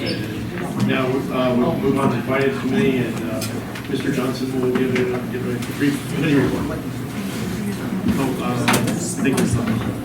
So the Finance Committee met several times over the last month, the topics of which are the Mountain Lakes, Boonton Township send receive, as you can imagine, which is the presentation here. We reviewed the information that was sent to us from Mountain Lakes, and we'll probably continue to meet on that in the future, but those are the main topics that we discussed over the past meeting. Thank you. Put that back on.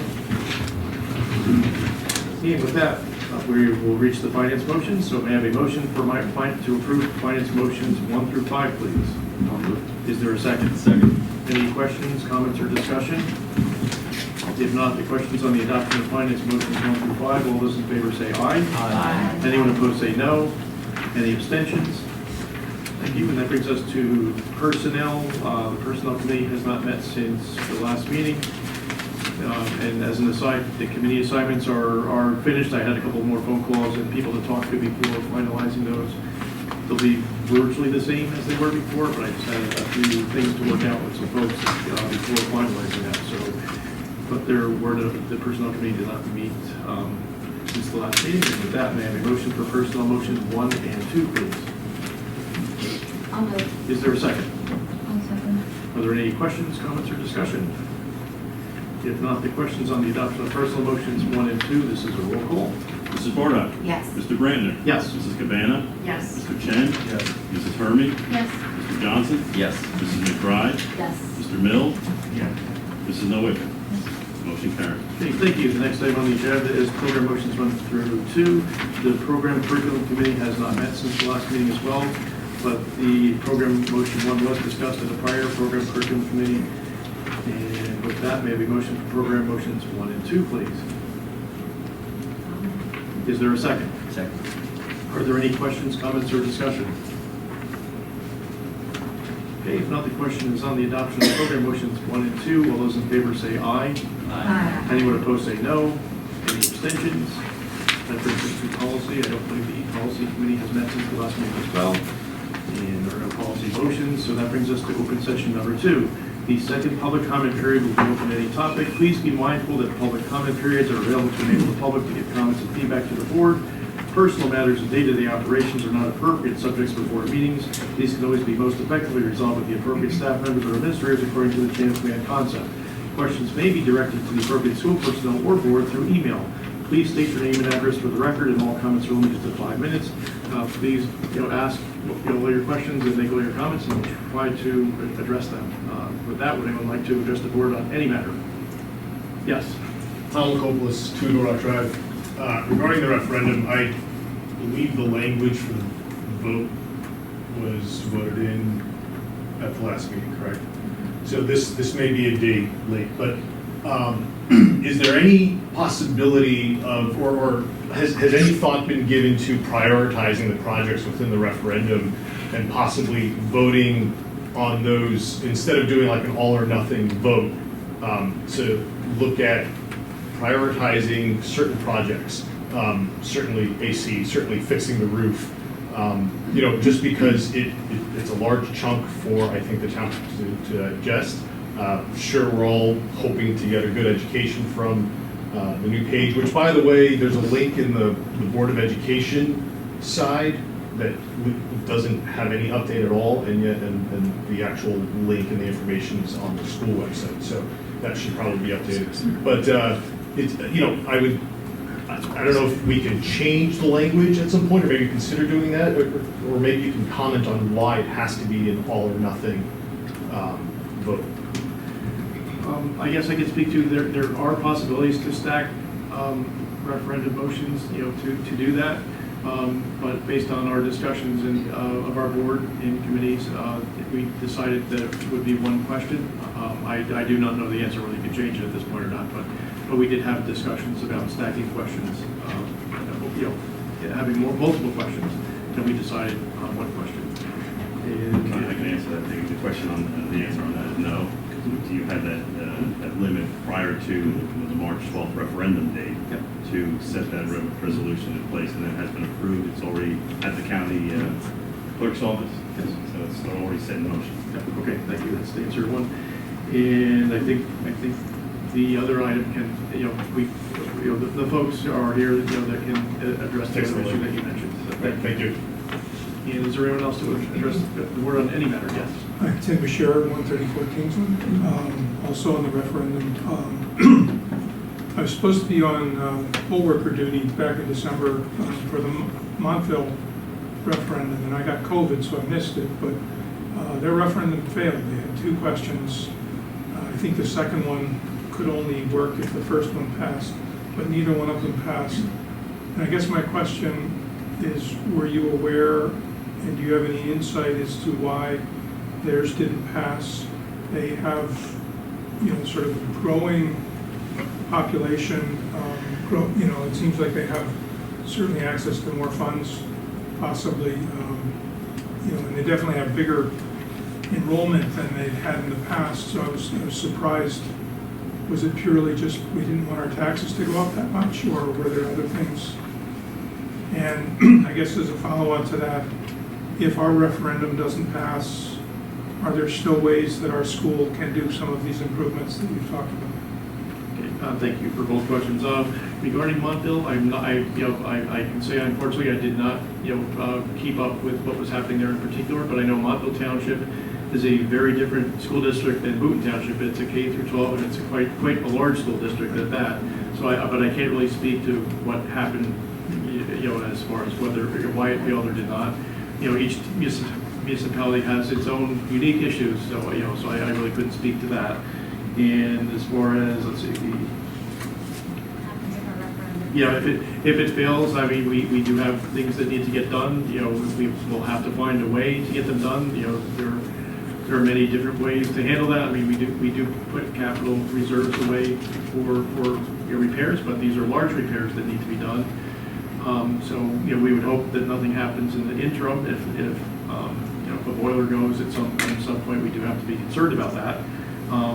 But we would have to go back and reevaluate, try to find out what happened, and hopefully get feedback along the way from you all. Thank you all for providing your feedback to us. We welcome your feedback. So as we go along and we're providing information to you, I believe we're gearing up to start giving you lots of information on the referendum. So I would encourage you, if you have any questions or comments about the referendum as we roll out information, please ask them so we can understand any concerns that you do have, and we'll try the best we can to answer them.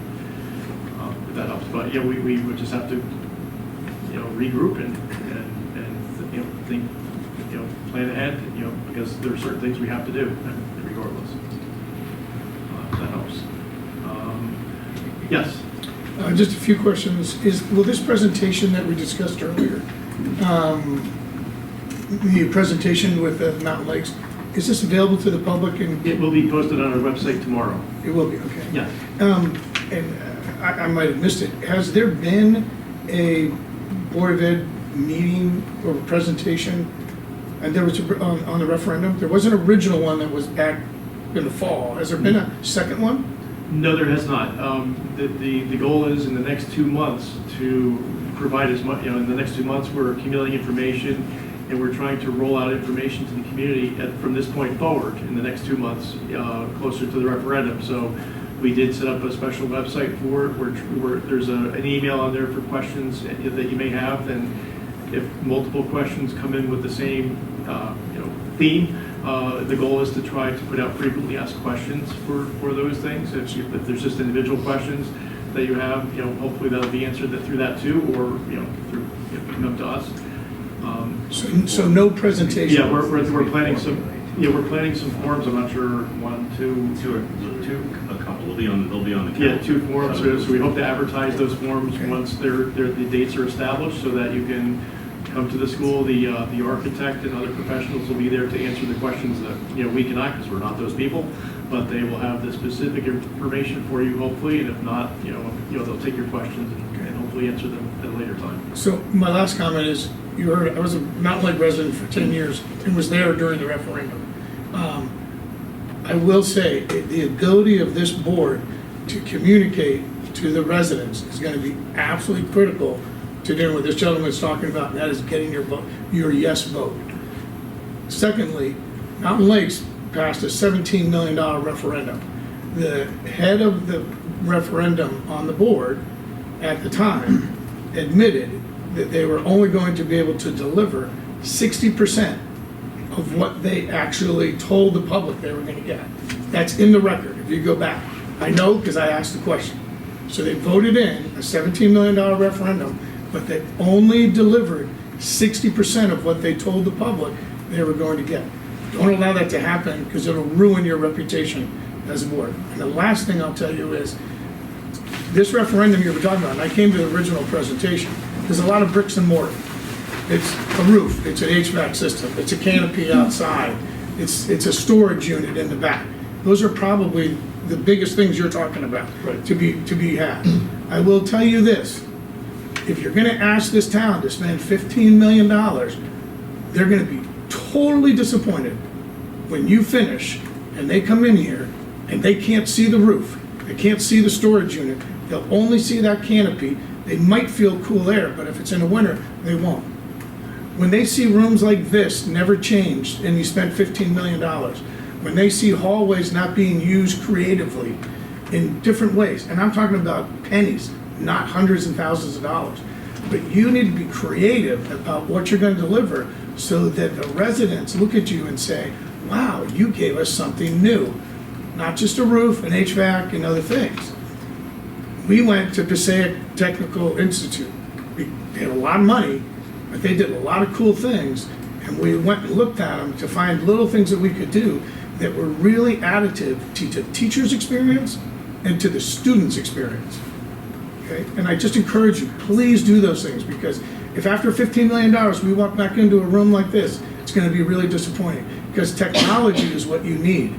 Bricks and mortar is not what you need. You need technology for your teachers and for your students.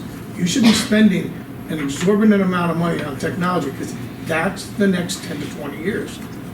So please consider that. Thank you very, very much for your comments, really appreciate that. And is there anyone else from the public? Yes. Just something I forgot to say, and you reminded me, the lights outside at night when we come in here, the days are terrible. There's no lights. There are no lights, so spend the $3 of your 15 million if you get it on lights. Thank you very much, appreciate that. And yes. Hi, Heather LaBarge, 28 Meadowbrook Road. I just wanted to say in the last session, the last bit that you talked about, I heard so many really positive things, and I just wanted to celebrate a little bit of that, like the whole stuff with the Mountain Lakes High School, how they had the open house. I always kind of just thought, oh, it was COVID, we missed it or something, or maybe I was asleep at the wheel or something. Are you saying it was the first year that that happened? What a win. You know, I wonder, you know, hypothetically, if this is an effort to be more inclusive as a result of, you know, stuff, fine. Mm-hmm. You know, like sometimes, you know, you kick a can and dust goes up and like, and it's actually a positive thing. That's a terrible analogy, but like maybe there's a good thing that can come from this as well, right? And God bless Angela Tsai, who did with the theater stuff. She is a real leader in terms of inclusion over in Mountain Lakes and just bringing communities together. And I just wanted to say that out loud. And it's so nice to hear that reported back to us. I love CPAG. Oh my God, CPAG, Mountain Lakes CPAG is bringing us together like with all their different events and including us in various ways. What a win that is. And then finally, that's all my win celebrations. I don't want to take a lot of time. That was about a minute and a half. And then the last question was, not to the board, but the gas main extension is happening on Old Denville Road? Is that correct? Okay, thank you so much. I'm done, yes. Thank you. Thank you. Just to clarify, the open house, was that the 8th grade open house that you? Yes, the okay, 8th grade open house. Yeah, so What a great thing Mountain that Lakes is. High School had an open house for incoming 8th graders, and I happened to have an 8th grader, so I did attend that event, and it was an amazing event. I have to say, they had everyone come into the auditorium at first and had an introduction by Mr. Searles and Mr. Mangilli, and then they handed out folders of different colors to divide the group up randomly, and they had a schedule where you could go meet teachers from each area of Florida, which was amazing. And I guess we got to meet all these teachers. The kids were carrying around their folders and really having a great time with their friends and sitting and listening, and the parents as well. So it was actually a great event. I did inquire at the end, and I think it was the first year they had it, and I commended them. I said this was a really great event, you know, to bring our kids here, and they just did an amazing job. So if that's the event you spoke of. Leveling up. So yeah, thank you for mentioning that. And let's see, I think the question. Hi, I'm Chris Johnson. I live on Two River Road. And this is my first meeting, actually. I came because I wanted to hear about the referendum. I wasn't as concerned about the thing with Mountain Lakes, but I'm quite shocked that, well, I'm not shocked. I'm sure people don't balance their budget over there because they want money. But I am a resident since 2000. I have no children. I don't know anything about this school. And if you want, really, the whole township is putting out $25 million between the township building and this building. This building should get the $25 million as far as I'm concerned, because I have a teaching background. But I know nothing about the programs here. And it would be really behoove you to support what your teachers are doing and bring them in here. Bring them in here and tell us, and then tell us why you want our money. Bring your kids in here, invite me. I don't really know if I got a letter, because I'm not, like, I don't know. I'm not even looking for the letter, because I don't have kids in this district. I don't have children, right? So, like, if you really want the people who don't have kids to support this, me, or the people who are, you know, their kids moved on to Mountain Lakes, we need to know what you're doing here, right? And the best way to do is to showcase your teachers and showcase your children, just like this. But invite us, give us some cookies, bring us in, let us see your kids. Bring them up. I mean, I don't know if you're doing that, but as a non-parent in this township, I never saw it. It's never been in my doorstep. So walking the hallway, I'm like, geez, this is pretty nice. I see some really great work here. The teachers, the kids, amazing. If you're telling me that I'm spending for a roof, are you gonna put some solar panels on that roof? I don't know, but it would be really a cool thing if the green team said, hey, let's put the solar panels on the roof. I would be really excited about a roof with solar panels. I'm not excited about a roof. I don't know where the roof leaks are. You didn't send me any pictures of roofs are leaking. I'm just taking your word for that, right? I want to see water on the floor. You fix the roof. Yeah. No, but I'm saying just because it's time for a new roof, this may not be the time for a new roof. But I don't know that because there's no communication. I don't think I got that letter, to be honest with you. I have to go back and look because I think that would have caught my attention. I look, you know. I mean, I'm getting this on the outs, like the end here, but $25 million this little township is going to be putting out. Okay, so I can speak to the school portion of that and the referendum.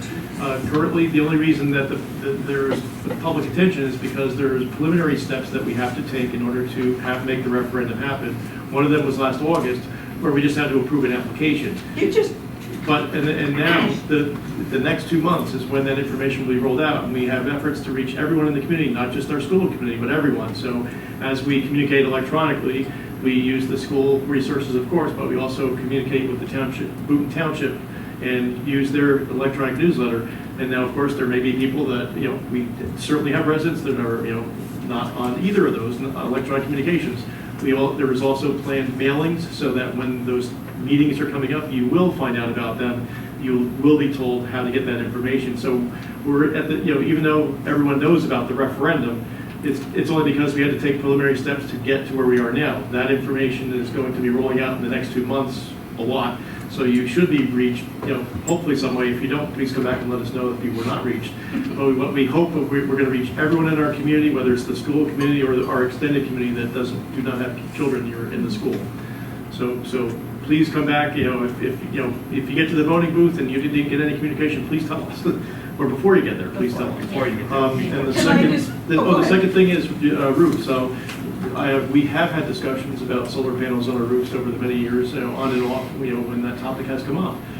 And we have, there are issues, you have to have a certain type of roof to make that happen. There are certainly upfront costs, as there always are for environmentally friendly things. You have upfront costs to hopefully, in the long run, recover costs. But our school was not a good candidate because of the types of roofs that we have to install solar panels, but we did actually consider that as an option. Thank you. And lastly, I can attest that over the years, you wouldn't see this, but if you had children in the school, there were buckets in our gymnasium with water coming down. I'm just saying, I can attest to money, that. you gotta kind of show us who don't Yes. care. But I will say that we're at the beginning stages of actually communicating to everyone in the town about what the referendum is. We're just not there yet. And like I said, the reason why you know about the referendum is because there's preliminary steps we have to do. We have to apply to the state. We have to submit piles of applications to the state, and they have to go through those and approve them. And they actually, when they do that process, they determine how much money from New Jersey we can get.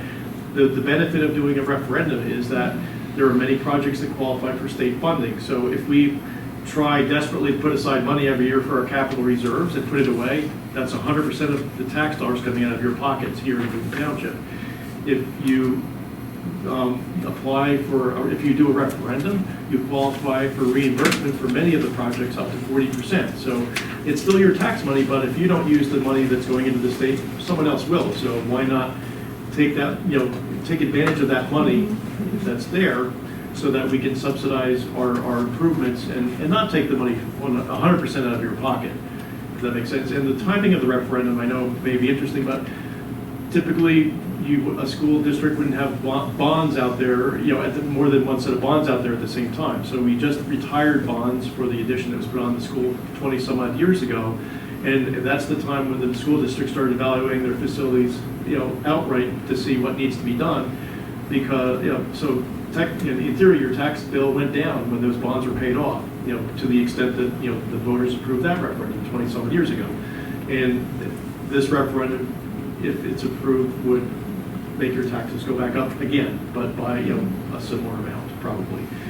So the benefit, though, is that if we, look at capital projects that can be done through a referendum, the benefit is that we get subsidized up to 40% for many of those projects, and that's a benefit to us. And, we want to look out, to save your tax dollars. If we just paid for everything out of our current reserves, it would be hard, and we would be paying 100% with your local tax dollars. Okay. If that makes sense. That does make sense. Okay, well, thank you very much for your comments, so much appreciation. Is there anyone else? Can I just- Yeah, it's okay.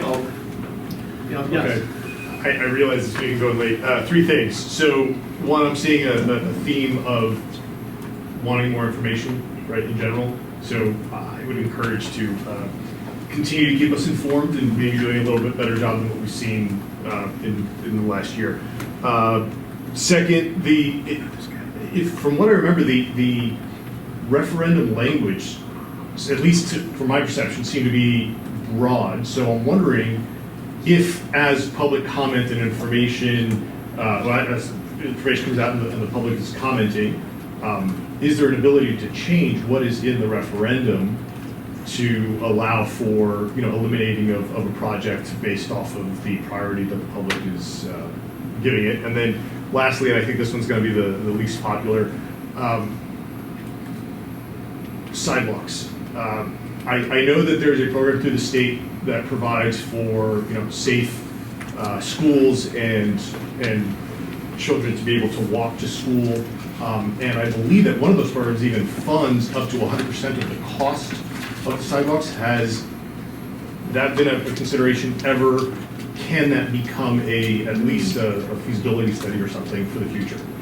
Let me ask, let me see, one was can questions be modified in the referendum, and sidewalks, the first thing was? Oh, the first one was just a comment, just saying we want more information. I can ask you defer to Mr. Murray on the question about whether the referendum question, projects I'll can be take that, modified. because the original question was set up, it was a broad case. Right. But if you have project changes, they can only be done within the scope of the applications that went down to the state. For example, if you're doing a roof, you can't eliminate the roof and do an athletic field. It has to be within the scope. That's why it's broad enough, so that if one of the projects within that bigger project comes in a little bit different, you still have the funds to maybe if another one came in over. Right, there's a cap, there's a cost, a cap on the cost. Sure. But could you eliminate a project? Not change a project, I'm just saying eliminate one. If the public says, look, we don't want to spend $5 million on this. Well, right now the question is set because by law we had to get that question. The question is before. set, but Well, that's the question. So items in in the the question, project it's are what not. you're going to spend the projects for. Right. So you're going to the voters, the voters get the information from us, they vote on what that question is. So the downside could be is you told us we're going to vote on a roof, and now you're not doing a roof. So once the board commits that 100% and those questions are set, that's what we're committed to going to the voters now with those questions. So that cannot be modified. Okay. And your question about sidewalks, I'm going to surmise that that's going to be a municipality question for the township committee, not the school, for installing sidewalks, off the school grounds, is what I'm gathering you're mentioning. There's a whole line of information out there on courtesy busing and sidewalks that can be intriguing to review, but I would venture to say that I don't think Boonton Township has, the municipality is looking into sidewalks other than, very local neighborhoods, if there are any. I don't even think there are in the local neighborhoods, but that would be a question best directed to the township committee. If they were considering that wouldn't be in the realm of the school board, sidewalks off-site. That makes sense. Thank you for the questions. Are there any other questions or comments on any topic at this point? I just want to reiterate. Sure. Yes. Let's honor the teachers and the kids. You bring the teachers and the kids in, the parents will be more excited. The people will be more excited. Just honor them before you even start your referendum. Get them excited about their kids and their teachers. The teachers are holding the fort down. And yeah, you want them in group, but if you don't have any good teachers, to honor them. Honor your teachers and your kids so that people want to give their money to you. Well, thank you very much. I will say we have excellent teachers in the district, and you know, but I appreciate the How much comments. you know about it. Yes, absolutely, I agree. They are. Anyone that has children in the school knows that we have excellent teachers here. And with that, we will move into old business. As opposed to open session, we move into old business. Is there any old business to come before the board? Is there any new business to come before the board? I just wanted to say, I was really happy to be here in my second board meeting. It's very inspiring to see so many people come out and ask questions and sit through the whole thing. So I thought this was a great meeting, and I hope everyone is equally detailed going forward. Thank you very much. I would love if we could work with, on coming up with better microphone setup. Yeah. Better microphone setup. Oh, thank you. Can't hear you. Thank you. Appreciate that. Just batteries. Yeah. Thank you. Yeah, I think we just had some battery issues. But multiple, or it's just, we can do better. I'm sure we can figure that out. Thank you. Okay, and with that, before we are going to go into closed session, but with that, I would like to thank you all for coming to our meeting and expressing your comments and concerns and asking your questions. And, you know, referendum, keep an eye out on their website, and we will communicate with you in many ways between now and the referendum. But thank you very much all for coming to our meeting, and we'll have to see you again in the future. Thank you. And with that, enter into executive session to discuss issues of work confidentiality and authority in the Open Public Meetings Act. Chapter 231 of World 1975, these matters may or may not be made available in public when the board reconvenes. They will be made public when the confidentiality is subject to enforcement. The topic of discussion is the negotiations with the school district. There will be Okay, at this time, we have returned to open session. It is 11 p.m. and there is no other board action. May I have a motion to adjourn? Is there a second? All those in favor say aye. Aye. Thank you very much for coming. Have a great evening.